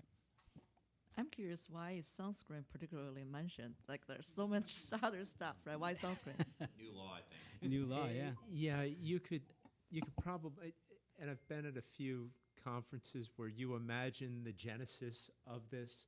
So most likely there was a district somewhere in the state of New Jersey that did not allow a kid to put on sunscreen when they went on a trip or out on the playground. Or wear a hat or sunglasses. And most likely that's what came, most likely that's the genesis of it. So then folks go down to the state, complain, and they get a law and subsequent policy.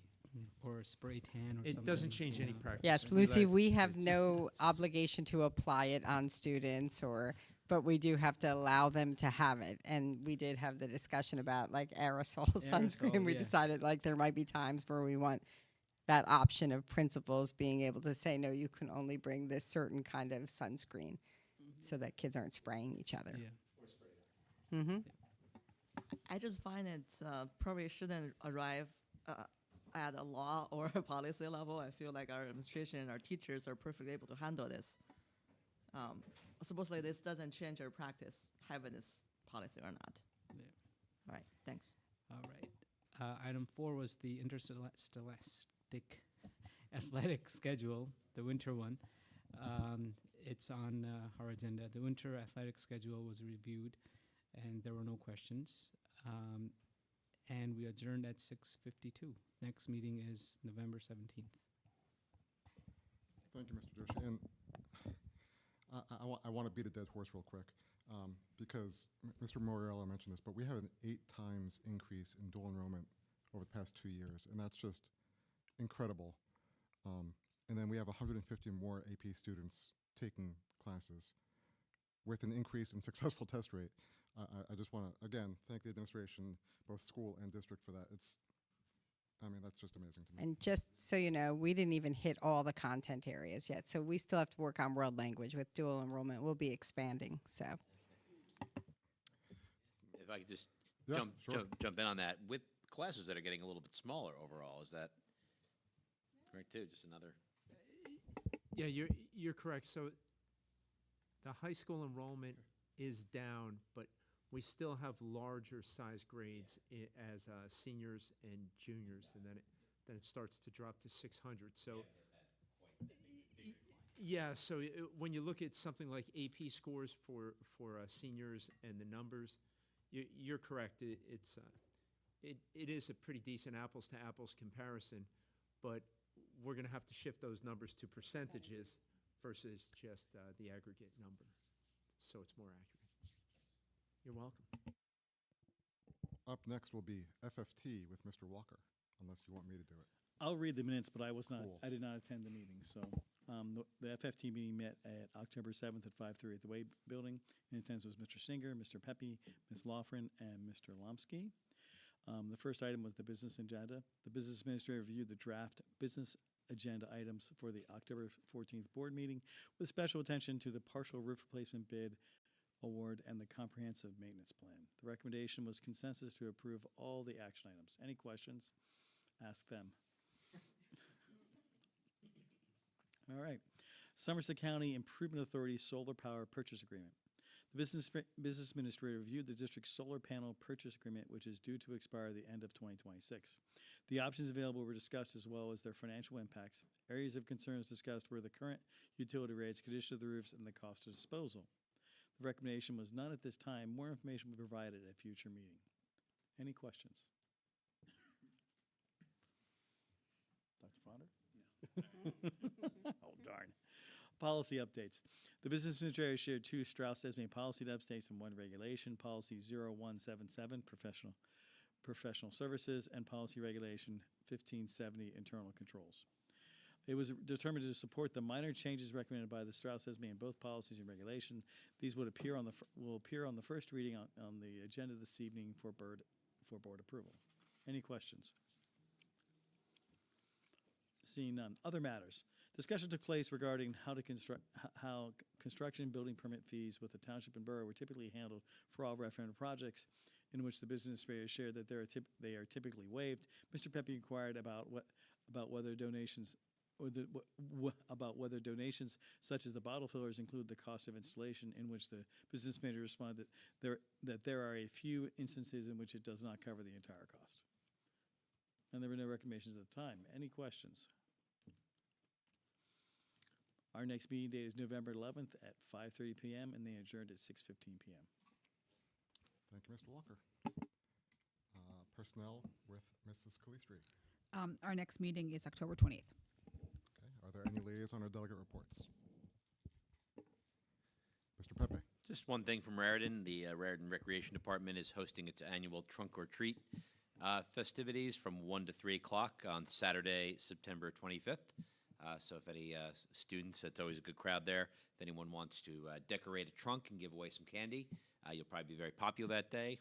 You can reach out to Raritan Recreation and do that, but look forward to seeing a good crowd there again. Thank you, Mr. Pepe. Any others? Selectman. Monday, October 6th, Bridgewater Town Council, they approved a contract for the engineering work for the Safe Routes to School around the Adamsville area. I did write down all the streets, but I can't read my own handwriting. But most of the streets are just like right around that area around the school. So I wanted to let you know about that. Time frame wise, if that is the next question, typically when the municipality approves engineering work at the end of a year, we hope to see work start on projects like this in the spring of the following year. But I'm not going to make promises for anybody else. And the second topic that came up was e-bikes. It's obviously a statewide issue, and we're seeing a lot of it in the media lately, you know, due to some terrible stories. But it was brought up at town council, and one of the speakers from the public had suggested that there could be work with school districts on how to communicate road safety. So I just wanted to share that with the board, and that's all I have. I've received a correction. The date for the trick or treat is October 25th, not September 25th, although I'm sure the children who participate wouldn't mind having a second one next year if there's interest. But October 25th, thank you, 1 to 3. Thank you. Any other liaison or delegate reports? Yeah, we had a CSA meeting today, which was really, really interesting. We saw some of the reports that were given. Mrs. Jones was there, Mrs. Mattia, Mrs. Wolf, Ms. Capisano, Mulligan, and Laruello. Thank you. And they talked about, you know, the growth mindset coming from the castle model, which is using everyday speech and things going on. Areas they were talking about in the counseling area was vaping, grief, gaming, and ADHD, some conversations. They had another conversation that Ms. Latarullo was thinking about doing some parent nights. So it was kind of interesting talking about these subjects with parents and combining with him, getting the word out. So that was kind of good. Bruce was talking about that. The FDA piloted programs, we saw the pictures, curriculum. Kindergarten is eating lunch now, which they hadn't done before, so it's a whole new all hands on deck for that going on. They're really excited about the time and what they're getting in there with the phonics and literature, collaborative conversations, small group instruction, and foundational skills. So the extra hour of math, the Envision Learning Station is doing great, and there's both small group for more formative time with the teachers. Had a good time. Science and social studies, the same thing, is instead of being back and forth, they're doing them simultaneously now. So you used to have one quarter, off a quarter. I think now they're able to do that simultaneously. So I'm very excited to see the achievement levels of our kids. I'm like, and the first grade teachers next year are like, wow, you know, I'm excited to see that. So stepping forward through with these kids is going to be fantastic. So that was a good thing.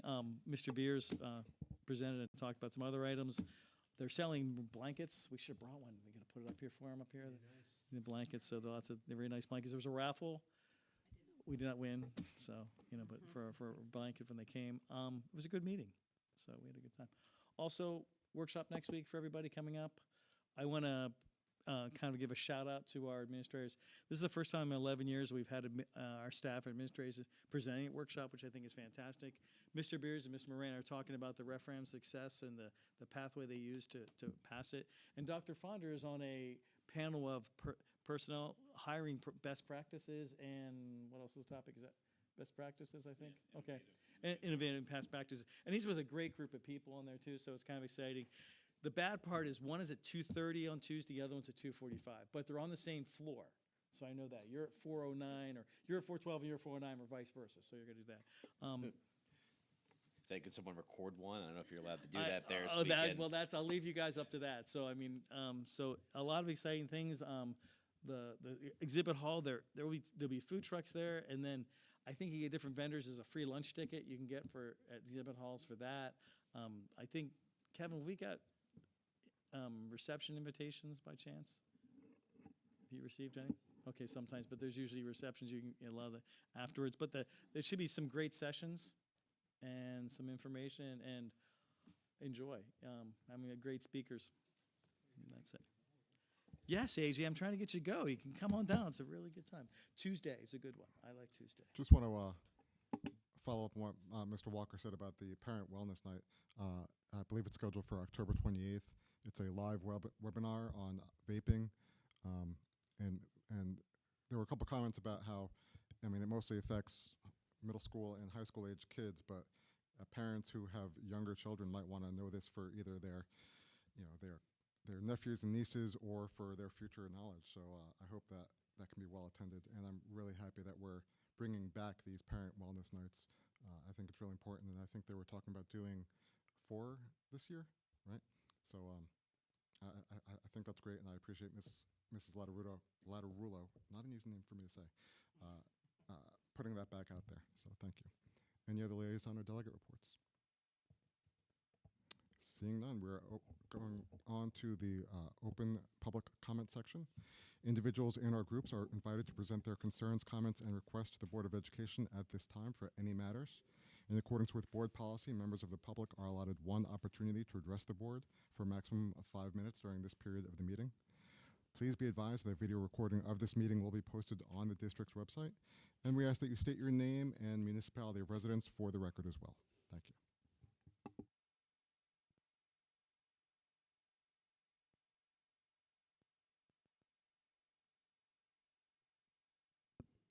Hello, good evening.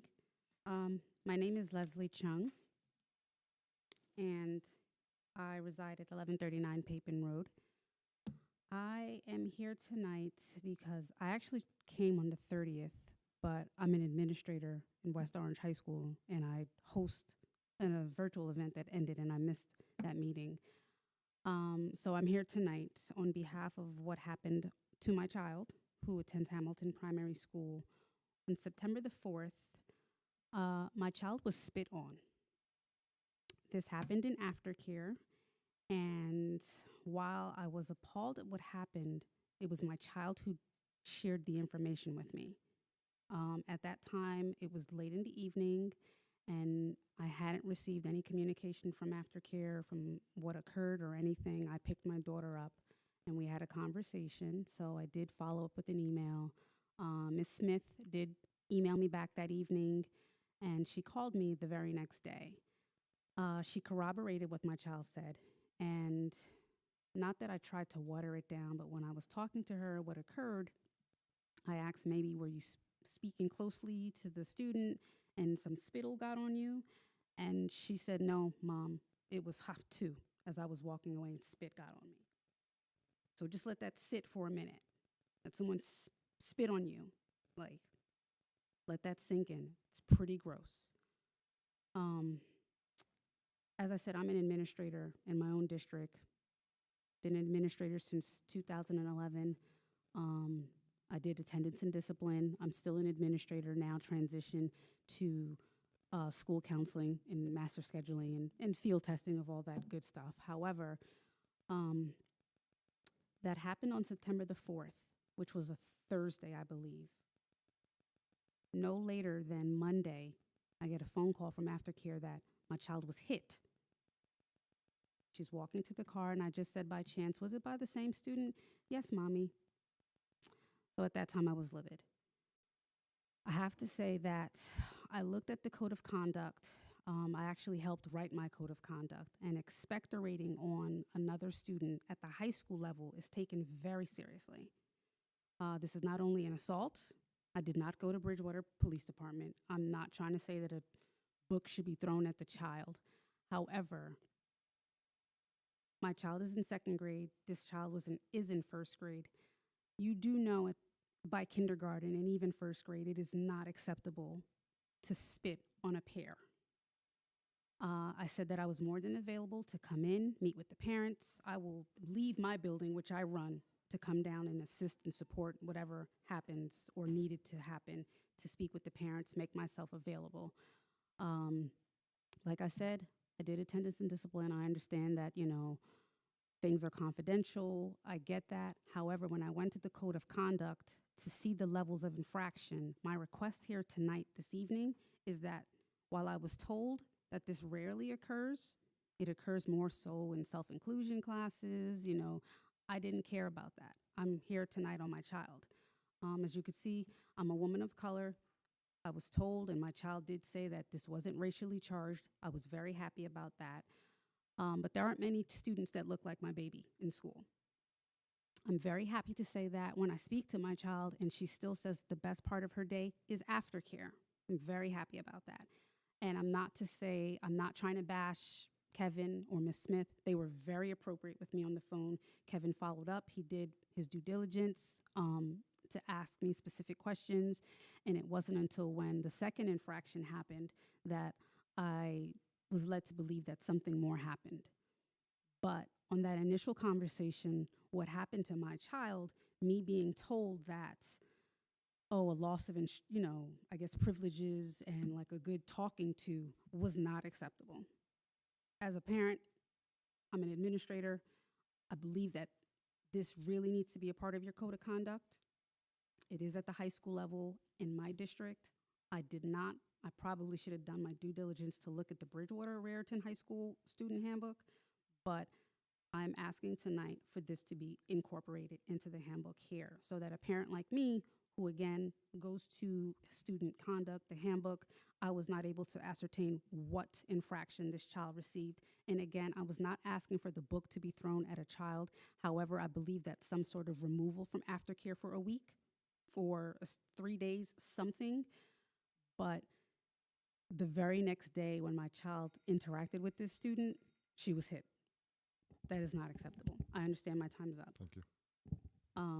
If you could just allow me 2 more minutes. I'm sorry, I can't. It has to be 5 minutes. But I do invite you to email the board with your comments, and we will review them as well. Thank you. Thank you.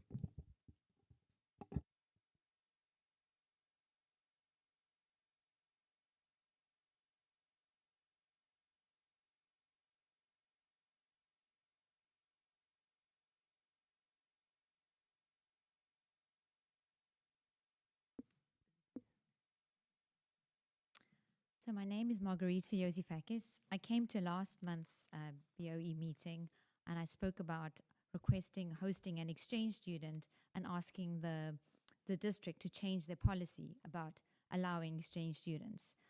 I didn't see anything on the agenda for this meeting. I didn't see anything in the minutes. I'm requesting the board to please put this on the agenda for the next meeting and to change the policy so that we can have exchange students in our districts. I don't see any disadvantage to having an exchange student. Unfortunately, my husband and I don't have children, but we've been paying taxes for numerous years. So we've already paid tuition, we already pay for activities. So it can't be a matter of cost because we are taxpayers. We have a right to have some child in the school, never mind that if it comes from another country. There's great benefits to the existing Bridgewater Raritan students.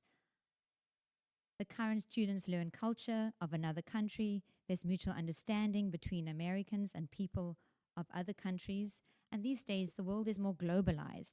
And today, it would prepare students to be more successful in their careers. It aids in the roles for future colleges and even their career experiences, where it opens the young minds to understanding the different languages and cultures. Please let me know the next steps, how to change the policy to allow exchange students. Please put this on the agenda for the next meeting and add it in the minutes of the meeting. I mean, what if I had an exchange student and I lived in another district and I moved? Would I have to come to every meeting just to get a change? I don't want to come to every meeting. I'm not here for fun or because I'm for my health. I would like to have this have this policy changed. So please, if you can approve to have exchange students, if you can change the policy so we can start the process. Because before we know it, we have to register kids for the next year, and it's already October, believe it or not. So time flies. So thank you.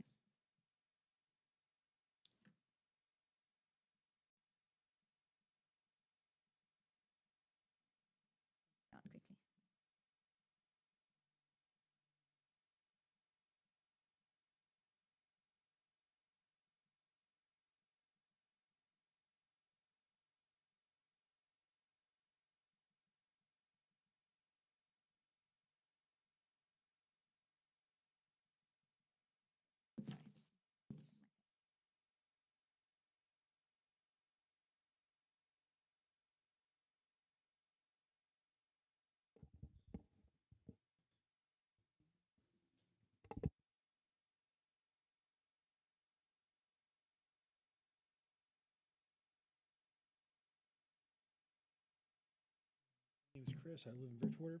Good evening. I'm here again to report about the waste I find at Bridgewater schools. As last time I stated, I take my walks between 7 and 10. Last time, Mr. Burns said there's a night cleaning room. I acknowledge that there's night employees. If I do see parked cars at night, I don't worry about lights being on. I do worry about the number of smart boards that are on. Unless those cleaning crews are allowed to use smart boards, they shouldn't be on at that time. Last time I was here, the first time I was here at the end of July, Mr. Lewinsky said he would talk to the department heads. I believe he did because I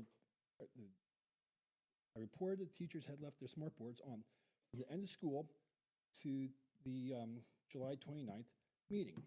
After that meeting, the smart boards were shut off. Since the teachers are back, the smart boards are on 7 days a week again. I'm not sure if those teachers didn't read the memo or don't care. I personally don't think teachers should leave their Etsy account up on their smart boards overnight. On a good note, I'm glad that Bradley Gardens is keeping the gym lights off at night and on the weekends, which will save a lot of electricity. Unfortunately, Van Hollen still has the gym lights on 7 days a week. Milltown has started to shut off the gym lights, which is a good start. But there's a few smart boards that are still left on. The classroom, which has the smart board on the most, is on the second floor on the right side. You can see it when you drive past on Milltown Road. In my line of work, I'm dealing with lawyers and unions. I must document everything. If you don't document, it never happened. Let me know if you'd like to see any of the documentation I've taken of these smart boards and other things left on. I'll be happy to share them with you. Thank you.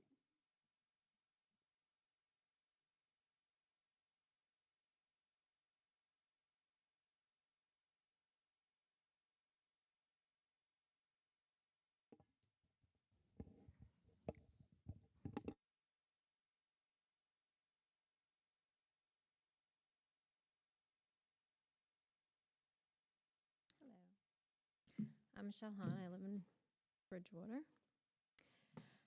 After the incident that happened at one of the primary schools last week, I felt the need to email the board, thank you for those who replied, as well as come tonight and ask all of you again to please find it in the budget to put full-time security in all the schools. I know budgets are tight, but safety isn't optional.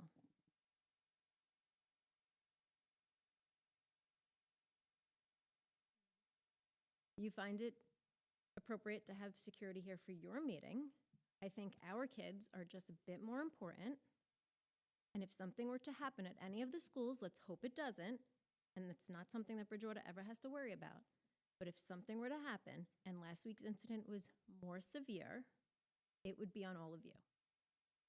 So please find it in the budget to put full-time security at every school in this district. I've been asking for 5 years since my kids have been in the school district, and I know Mr. Beers will tell me that we had 0, now we have 15. It's not enough. There's 11 schools. Every school should have full-time security. Thank you. My name is Krista Carulli. I'm also a mom here in Bridgewater. I'm speaking tonight as a parent, a neighbor, and someone who genuinely cares about this community. I'm not here to criticize. I'm here to talk about priorities and about using a little common sense when it comes to keeping our kids safe. There's a line from a movie I once heard that always stuck with me. A man reviewing a national budget said, "You're spending $47 million on an ad campaign to make people feel better about cars they've already bought, and meanwhile, kids are sleeping in the street." That's not really about money, it's about priorities. It's about stepping back, looking at what truly matters, and putting people, especially children, first. Right now, our district has just 2 school resource officers covering 9 schools. I'm mistaken because Michelle mentions 11. 2 officers to protect the entire district. At the same time, we have officers stationed at roadblocks, construction sites, and utility work areas. And I can't help but think, if we can assign that much manpower to protect cones and cables, can we find a way to protect classrooms full of kids?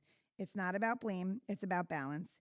Because as someone once said, we have police in banks to protect money, in shopping centers to protect merchandise, at ballparks to protect players, but not always in our schools to protect our children. That makes no sense. I also want to be transparent about something that's been confusing for parents. We've been told there are only 2 SROs in our district, yet I've actually heard from others there may actually be more, possibly additional security officers or Class 3 personnel assigned to certain schools. If that's the case, then parents deserve to know how many, where they are, and what kind of coverage each school actually has. Because if more exists, that's great, but if it doesn't, we need to fix that. Other communities around New Jersey, like Robbinsville, Denville, Middletown, Wayne, and Washington Township, have already taken that step.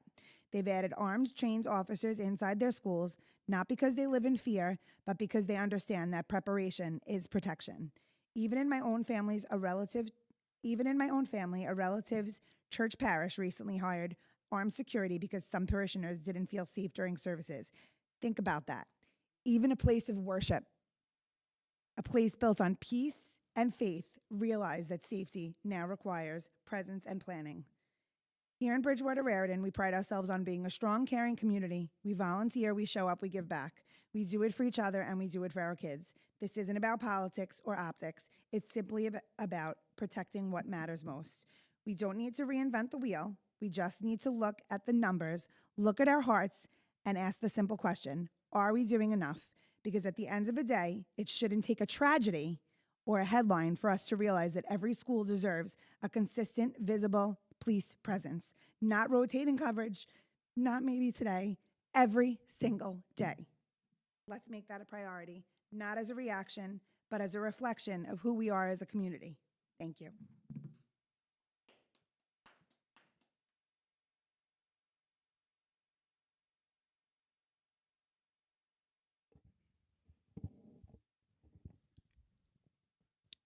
Anyone else? Seeing none, I'm going to close that portion of public comment. Again, I want to give a point of clarification just as far as staffing and our security apparatus. Right, the comment made is true where there are 2 school resource officers, right, and the way they are paid for is it's shared between the town, Bridgewater Township, and the school district. But in addition to that, we have 12 campus monitors, right? These are retired police officers who go throughout our district and provide security coverage for our schools. So I just want to clarify, this is a number. When I say we used to have 0, we used to just have these 2 school resource officers, and at one time we had 3 Class 3 officers, right? So our footprint, obviously, we can do better. We'd like to expand it, but it's come a long way in the last few years, and it has been a priority of mine, Mr. Voorhees, and the whole district and the Board of Education as a whole. Now, can things always get better? Absolutely, but I think it's very important to know that we have far more than 2 people going through all of our schools. You know, when we look at the numbers, we're looking more at 15, 16. Thank you, Mr. Biersch. We're up to item number 10, the approval of minutes, for which I will entertain a motion. So moved. Are there any corrections to the minutes? Seeing none, Mr. Lumsky, could you please call the roll?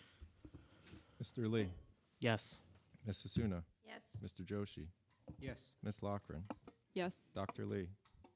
Yes. Mr. Pepe. Yes. Mr. Walker. Yes. Ms. Kalistri. Yes.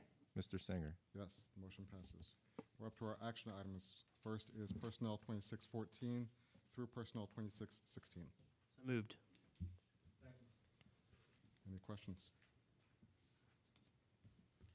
Seeing none, Mr. Lumsky, could you please call the roll? Mr. Lee. Yes. Ms. Sasuna. Yes. Mr. Joshi. Yes. Ms. Lochran. Yes. Dr. Lee. Yes. Mr. Pepe. Yes. Mr. Walker. Yes. Ms. Kalistri. Yes. Mr. Singer. Yes, the motion passes. Up next is Curriculum 2624 through Curriculum 2627. So moved. Second. Any questions? Seeing none, Mr. Lumsky, could you please call the roll? Mr. Lee. Yes. Ms. Sasuna. Yes. Mr. Joshi. Yes. Ms. Lochran. Yes. Dr. Lee. Yes. Mr. Pepe. Yes. Mr. Walker. Yes. Ms. Calistri. Yes. Mr. Singer. Yes, the motion passes. Up next is Business 2641 through Business 2652. So moved. Second. Any questions? I did have Dr. Lee. one. I'm sorry, Barry, Dr. Lee is being recognized first. Thank you. For point of information or for public information, 2652 change of orders, could there be clarification of what those are? Thank you. For the for the HVAC upgrades project, the change order is to replace LED lights in some of the rooms that were HVAC ductwork was being added to. Ceiling tiles were taken down, so the opportunity was taken to replace the lights with LED lights. Also to reroute certain electrical conduit to accommodate for ductwork in the ceilings.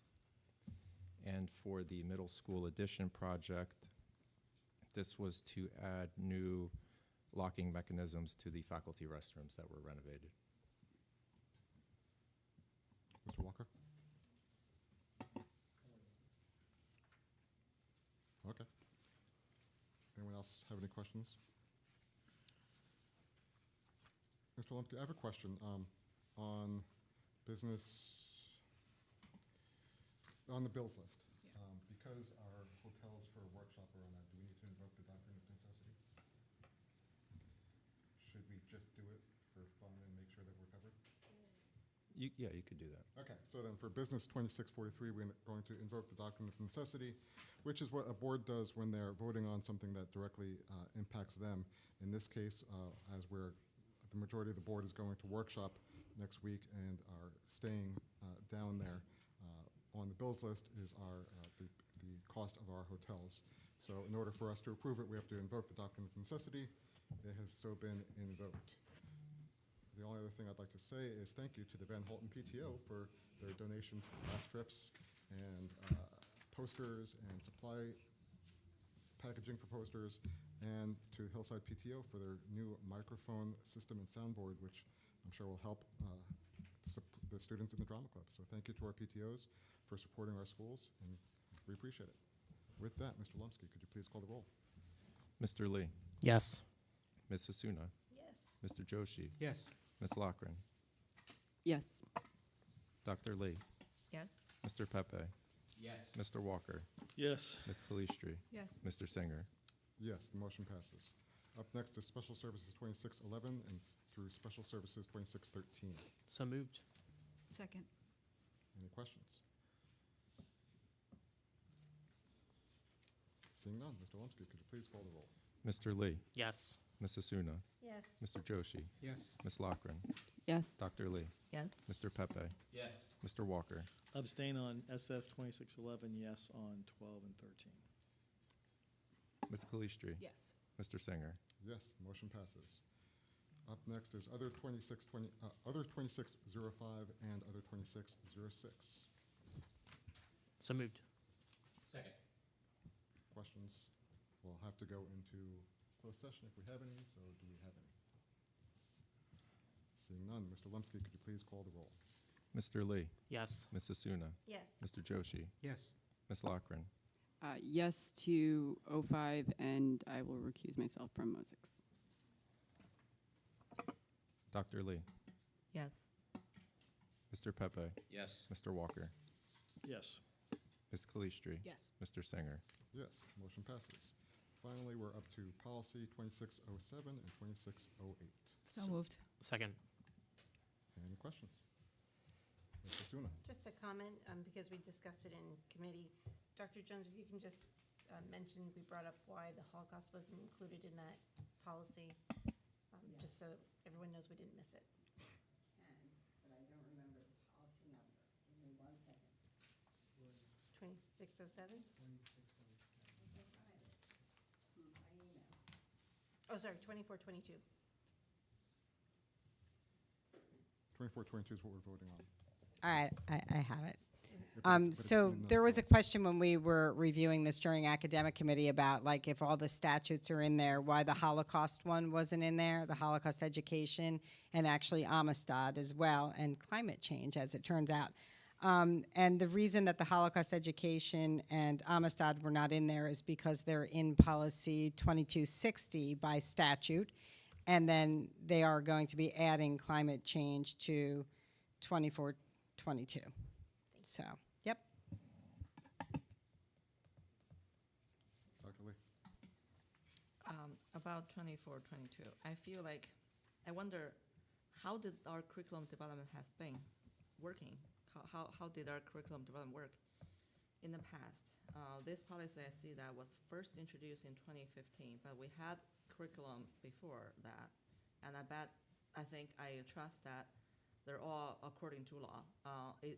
Where was this policy that dictates all things are required by law?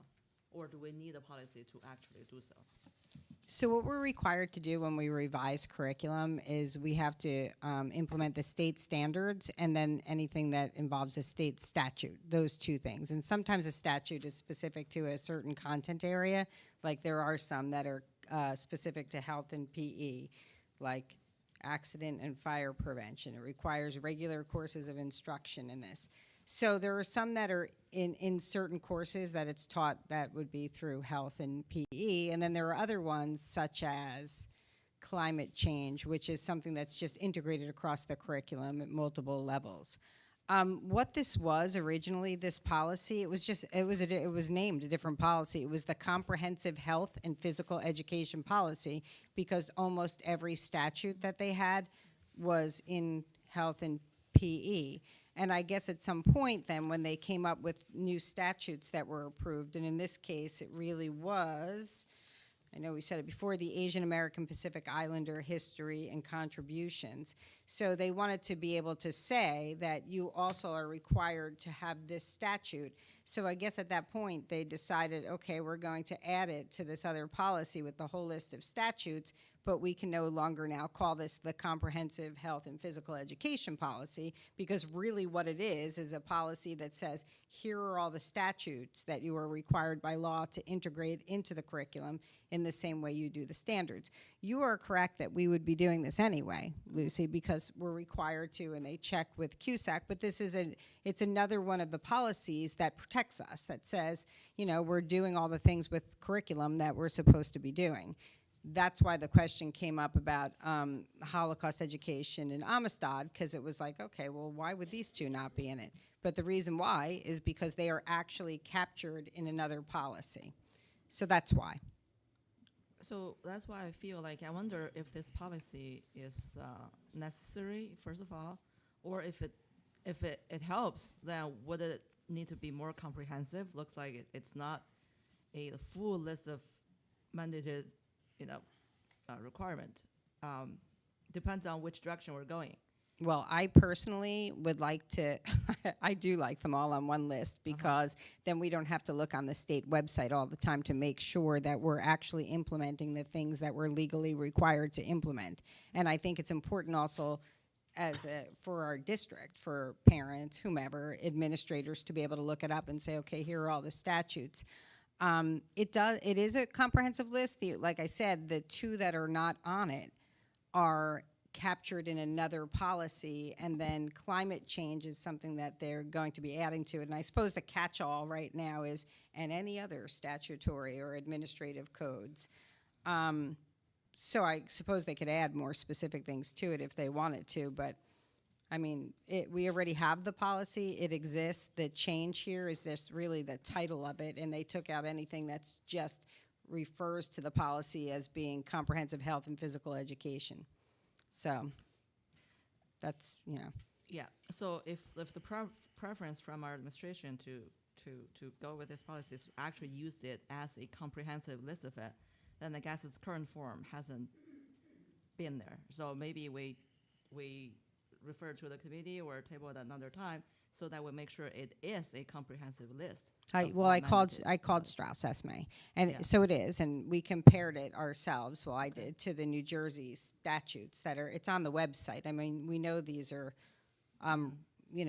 what exists there. If you go on the website and you look up the standards, what you can easily find are things like climate change. You can find the Amistad one. You can find the Asian American Pacific Islander. You know what's difficult to find are the accident and fire prevention, breast self-examination, bullying prevention programs, cancer awareness, dating violence education. These are a little bit more challenging to find because you would have to look actually in the health and physical education. This is a nice comprehensive list, so I think it's just clear, and it's helpful to us because at some point when CUSAC comes back in, you know, and they check our curriculum, they'll go through and pull curriculum and they actually check.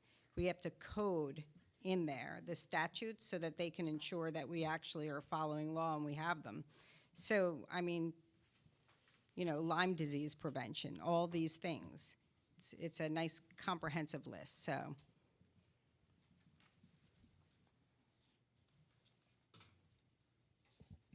Any other comments or questions? Well, I have more to say, but I want to give our board colleagues some more time to, if they want to say anything. I had a comment on another one, but I'll Yeah, let go you ahead. finish that one up. Oh. No. If I, instead of switching back and forth, if you wanted to finish, otherwise Sure. I'm happy to make my point. Appreciate it. I feel like if we leave it the name it was, it would not give the impression that this policy is a comprehensive list. But if we do change the name, then we should add the additions that Dr. Jones have mentioned. If we're going to add things, I suggest that we add that, and then we come back for a vote, for a first reading to approve. For now, I think it's proper action is to refer to the committee so that necessary changes are added. It's already been referred to committee. Huh? It's already been referred to committee. Academic already reviewed it. I know But I always get seems in like these trouble changes are not added with as this, necessary. But what changes are you talking about? I mean, didn't Dr. Jones say something needs to be added to it? Well, it's not there yet, right? It's not there. The, the climate change statute isn't there yet, is it? We do have a statute for climate change. I Okay. mean, if we could actually approve it, I believe we've done this.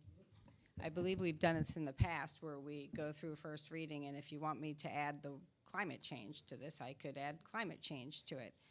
Well, but we've also, like, we revise it every single time Right. something needs to come out. So it's been revised 6 times now, or this is the 6th time. I mean, I don't have a problem with this revision and then revising it again because there's no harm in doing so. Right, and it says any other statutory or administrative codes requiring instruction to be part of the district's implementation. I know them all, so we're Like, good. Doesn't that protect us from everything? So Does. I'm just trying to figure out what the purpose of sending this back to committee was. And again, I'm just a simple man from the country here, but this is pretty straightforward. This is a boilerplate policy. And so this is first reading. I don't understand. We have an academic meeting on the 17th of November, and second reading would be November 18th. So, I mean, Yeah, I mean, but this is one of the policies that just falls under, all right, the state changed their code, they changed their terminology, it aligns, we move on. There's no there. Well, other than adding what you talked about, Dr. Jones, with climate change, what else would you want added to this policy? Is there a rush to do this? I feel like, I mean, if we're trying to come up with a policy with all the necessary mandates in there, might as well do it correctly and taking our time. Is there a deadline to do so? no, I mean, look, the board has heard your comments, and the board will vote on this policy. If the board doesn't want to move this policy forward at this time for first reading, then the board doesn't have to. Right? Like your comments have been heard, I think, right? So, And just to be clear, Dr. Jones, you're the person in charge of curriculum. Are you comfortable with this policy the way it is? I am comfortable with it. I thought the committee was comfortable with it, but they did, I mean, it was a good question to check that these other 2 statutes exist, but they do. They're just in another policy. Okay. So, That's good enough for me. Just a quick comment on the sunscreen policy. I know that this policy doesn't require students to apply sunscreen before going outside. Doesn't apply them to wear a hat or a visor. I know that the language at the end is nothing in this policy shall be construed as requiring a staff member to assist a student in applying sunscreen. Might it be, the thing I worry about with a policy like this is that it gets misinterpreted by a teacher, by someone in the schools, is, oh no, you can't go outside, you don't have this, you don't have sunscreen, you're not wearing a hat. Might we want to add like a line that says, also nothing in this policy should be construed as requiring a student to apply sunscreen? That's my only thought.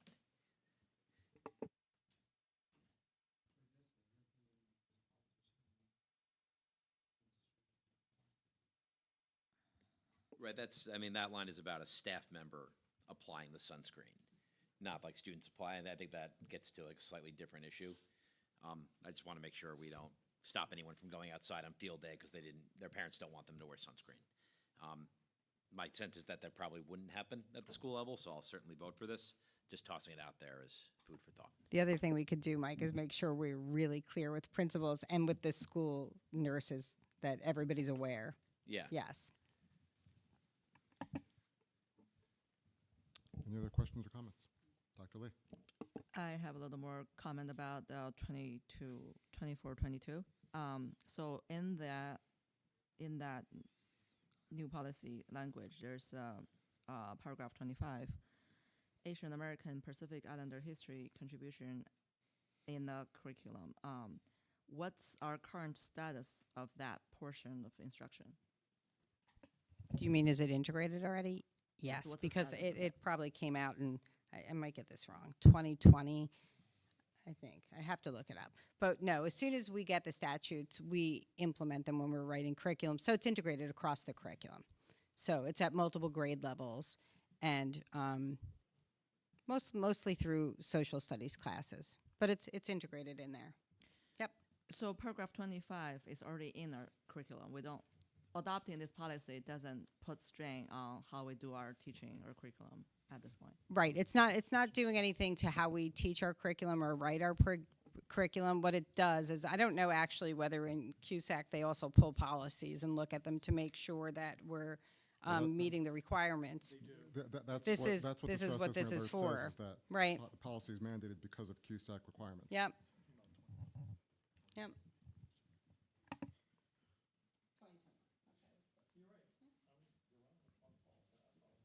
Thank you. All right, any other questions or comments? Seeing none, Mr. Lumsky, please call the roll. Mr. Lee? Yes. Ms. Hasuna? Yes. Mr. Joshi? Yes. Ms. Loughran? Yes. Dr. Lee? No. Mr. Pepe? Yes. Mr. Walker? Yes. Ms. Kalistri? Yes. Mr. Singer? Yes, the motion passes. We're up to old business. Is there any old business that needs to be discussed? Seeing none, we're at new business. Is there any new business that needs to be discussed? Ms. Hasuna? Just wanted to share with the board that I emailed Dr. Jones, Mr. Beers, Mr. Singer today regarding policy 5111 about eligibility of residents and non-resident students. And I would like to move that to committee to just get some more information and see if we need to make any changes. 5111. So that is policy that was discussed in January. And I mean, we could certainly, if the board wants to bring it to the committee, we can do that, but it was discussed. And I believe Dr. Jones is looking into the requirements of visa and how that will impact the district and more particularly administrative burden, correct? We have to look at what the legal ramifications are and how we would operationalize it. So that will involve probably a conversation with our district attorney and perhaps at a county level too.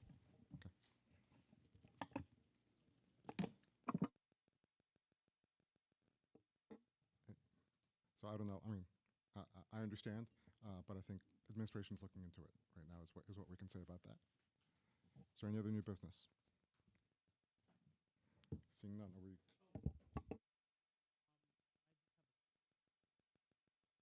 we? Sorry, on the new business part, I just have a few questions about security. Obviously, like we've been spending a lot more on security. I think the number I was given was about 1.2 million or so. But I guess maybe more specifically, and I don't know if you have the numbers off the top of your head, but maybe just like if you have an idea, like as a percentage of the budget that we have, like how much has historically gone to security as a percentage of our budget, looking at the actuals. If you happen to have an idea. So I'm just going to say, like, that kind of question of what percentage of our budget is going to security, like, we can't. I know can't this. imagine that Kevin can answer that off the top of his head. I'm 1 not million asking for any divided by specific number. 189 million. Right, What do you get? No, it's historically, like, have we seen as a It's percentage of our budget? increased. We used to have 0, Jeremy. Now I have 12. No, now I have 14 people. I can give a little history here. We have significantly increased our security spending in this district in many different ways. First off, I always get uncomfortable discussing security publicly because you don't give away your game plan or things like that. So be sensitive when you talk about this. We have gone from what originally was on the board, there was 1 SRO, then 2, then we had 3 specialties, so there were 5 officers. Our security measures, over incremental over years, sequential over years, and also our security measures in our facilities and our plans have significantly increased, and we did that through many studies and understanding operationally what needed to be done. And that was in the tune of millions of dollars. I'm not really certain, but I would say between camera swipes and everything else, it's probably $3 to $5 million have been spent. And now operational security, I mean, with the officers in place, that has been done, and the campus monitors, that has been done incrementally over time. And I don't feel at any time was this district unsafe. And I feel that we've, have put in, securities. I don't even know what did the vestibules cost, Kevin? $8 million? 11 schools? I mean, it had to be done through. I don't know off the top of my head, but I don't think it was that much. It's $200,000 to $300,000 a building, right? Yes. The cheapest was Middletown because it was an easy one, but the high school and other areas, those were things. We have spent significant amount of money in this, and it was passed in the referendum, so the community approved it too. So I think our investment in security has been quite good. The exact parameters, there are actually policies that are confidential on security. We have numerous policies that are confidential, for that reason, because security is something you don't talk about how and why and the timing of people being there, because then it allows that information publicly. So I'm just going to, it was just some information I have. Sure. I get concerned No, about. but to your question, Jeremy, like when Mr. Beer started, we had 2 SROs and 3 class 3s, and now we have 2 SROs, 12 class 3s, 12 campus monitors, plus an assistant and a director of campus security. So that's 14 if you want to count them as well. And to Mr. Walker's point, in addition to just personnel, we've invested greatly in the swipes and the cameras, all within the past 6 years. Since I've been on the board, actually, and I remember, I think it was my first meeting. I went into closed session and we talked about secure vestibules at that point. And so that has been brought, I think it was at all the districts at that point. We were meeting at JFK Right.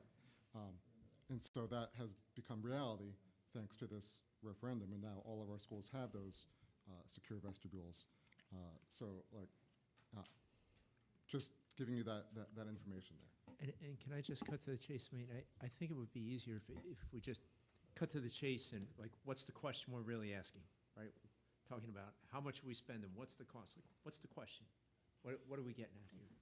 Well, obviously, I think a concern that a lot of people have is that we should be trying to find ways to allocate more to security so that we can improve where we are. And I think we've gone a long way from a security perspective.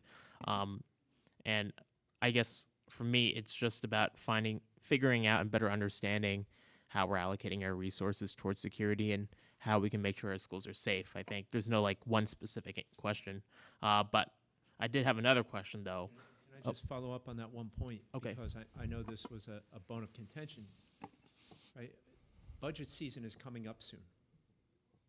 And I know with some board members, it's a trick question, like, what are we going to support?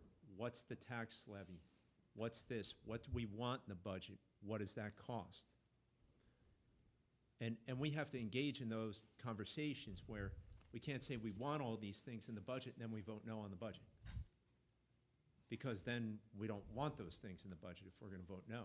So I mean, I'd really encourage you as we go along this time, you know, when we go through this process next year, to actually stand for what we want in the budget, versus right now you know, what I'm hearing is, hey, I want all these things in the budget, but I wasn't prepared to have a conversation with you last year about what would get me to a yes vote on that budget. So I mean, those are the things that that's how we really do business, and it's by being transparent with each other. I hear that word a lot, but it comes from everybody. So when it comes to this, I agree. I think we do need to spend more. But then if we need to spend more, let's be united, get it in the budget, and vote yes for it. Thank you. Can I say a couple words? Thank you. I'm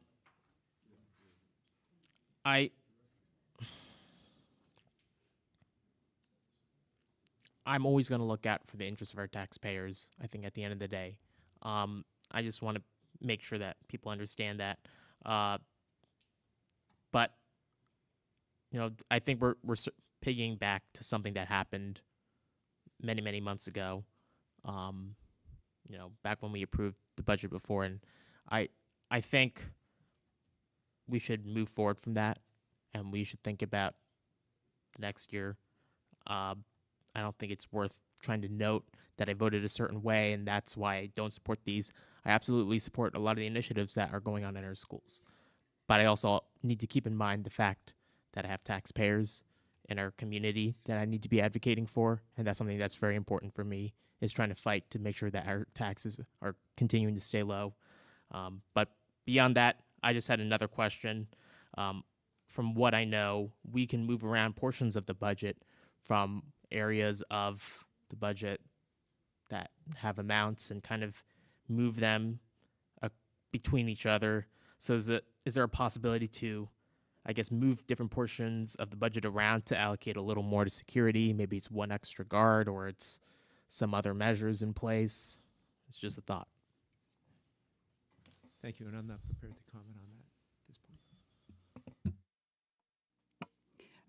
I just wanted to add that aside from, you know, some of us also approving the referendum, which did impact security in a very big way, that when we're talking about security, we're talking about like real people who have trained with our law enforcement agencies, and that's not something that's in the budget. That's something that that administration has taken on as an important priority for this district. So I think when you're talking about in the budget, you need to actually recognize that the security professionals that we have are highly trained, and that administration has worked with our local law enforcement, and that we need to have a little bit more respect for the fact that that relationship exists and that these professionals are doing their jobs.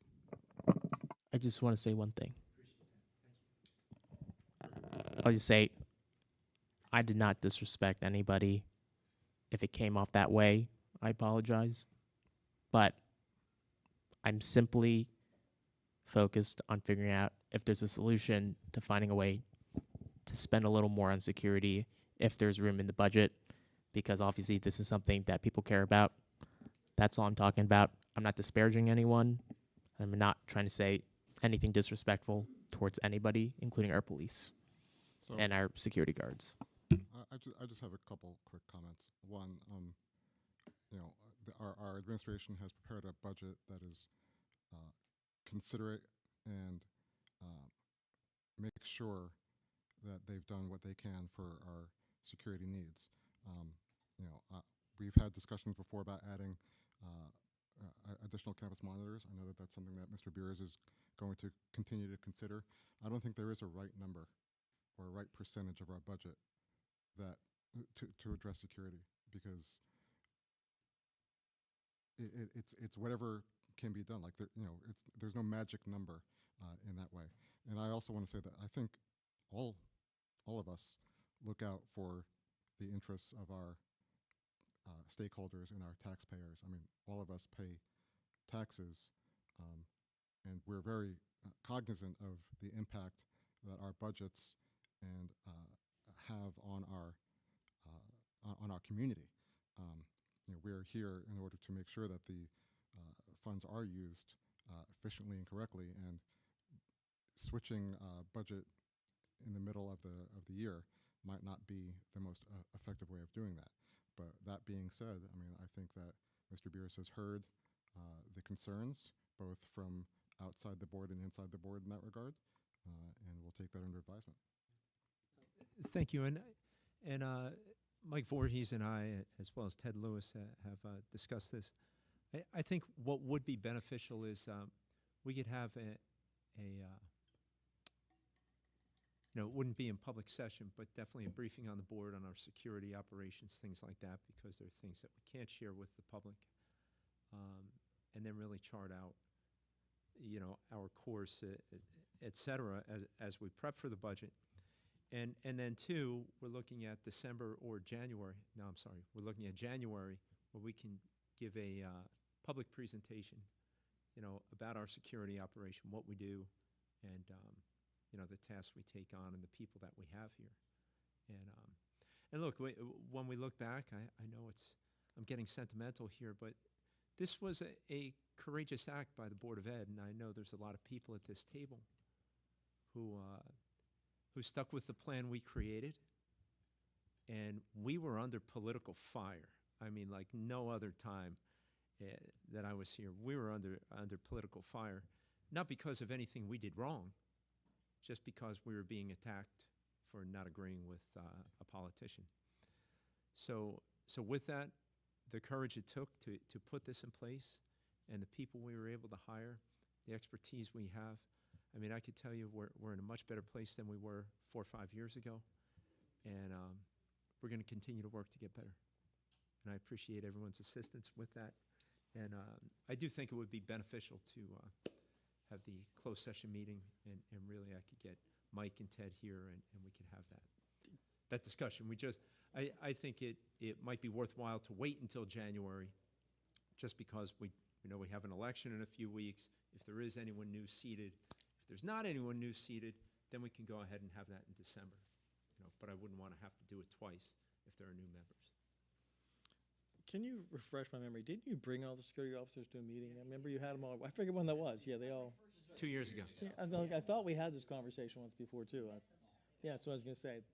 Yeah. All right, just check it. Oh yeah, and you should know. And Bruce did a piece on them, I think, too, right? Yeah, I think Bruce you did an article on, so there's on the website too. So yeah, we've seen them all. And every single campus monitor, because they've been called a lot of things by people I won't mention. They're all retired law enforcement.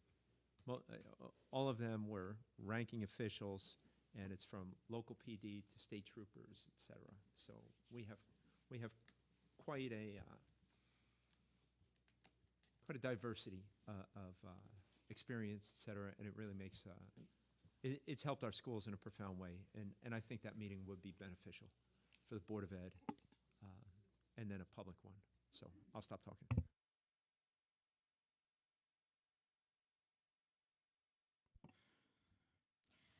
I think that security is a high priority. To keep our kids safe is a shared vision that we all have.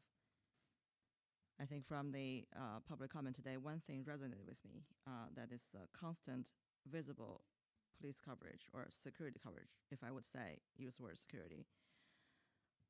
We have campus monitors, but it looks like our community, our parents don't see them. They don't know. Let me finish first. That's not true. Let me finish. Wait, but we're finishing. That's not true. I didn't hear from any parents that they don't see our campus monitors. Did anyone hear that tonight? The people who came to talk clearly didn't know that they were there. But I did not trust you hear that they may parents be. say that they don't see our security monitors. They believe they're No, I'm not just there. at the point in my career, Lucy, where I can't tolerate people lying about other people who work for us. Who is lying? If you're saying that parents are saying they don't see them, that's factually incorrect. So Someone if it makes just you feel talked. better to say it's factually incorrect, then I'll say it. Remember, these are highly respected members of our team who keep our kids safe. I hope that we provide them the same amount of respect that they deserve. Can I finish my talk right now then? As long as you don't lie. Without, I don't lie. I was asking you who lied. You didn't say that. Let me finish what I'm saying. The parent just came and said that they didn't know where the security is. I think our security might be there. It's just not recognized. They're not obvious to be recognized. There is something about security, I believe. Being visible is important. It gives reassurance for the public. It gives deterrence for the criminals. So I think I'm that sorry. comment Unless you're an expert on, resonates. I'm sorry. I got to jump in. Thank you. I'm sorry. Mark, just let her finish, please.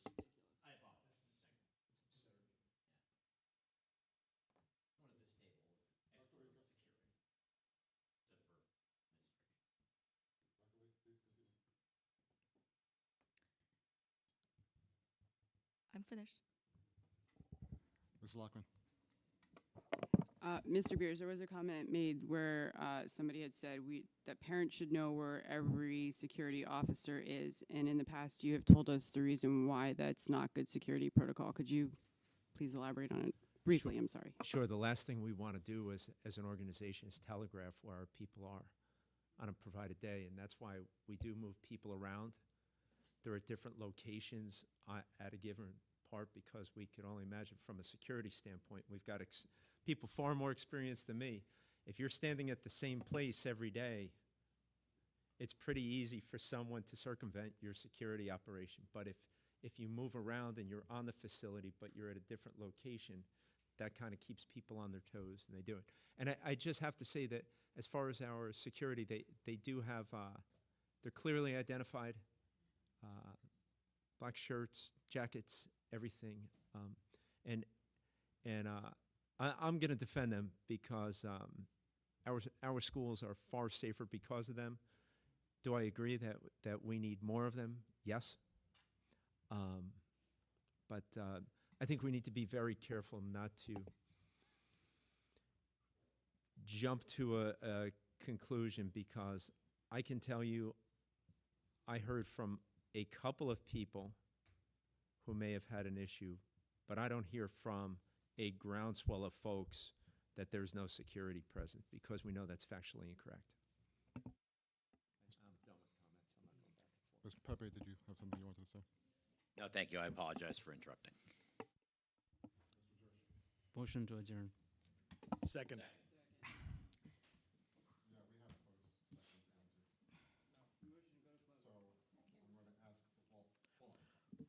I will pull back the second. You're going to pull back the second, so the motion. Can I please make a comment? It was the motion has to be retracted. retracted because we are going into closed session. Mr. President, I asked to make a comment. Go ahead, quickly, please. I think that to jump quickly into defend someone, insinuate that someone was attacked. When I make a comment about visible presence, that's not to say that our police officers, our security officers aren't working. I'm just saying some people may not be able to see them readily. Increased visibility is going to help. I hope our administration be able to consider that visibility enhancement for the reason of reassurance to the public and deterrence to potential criminals. That's the end of it. Thank you. We need to go into closed session. Motion to close closed session. Can I say what we're doing? Sure. Great.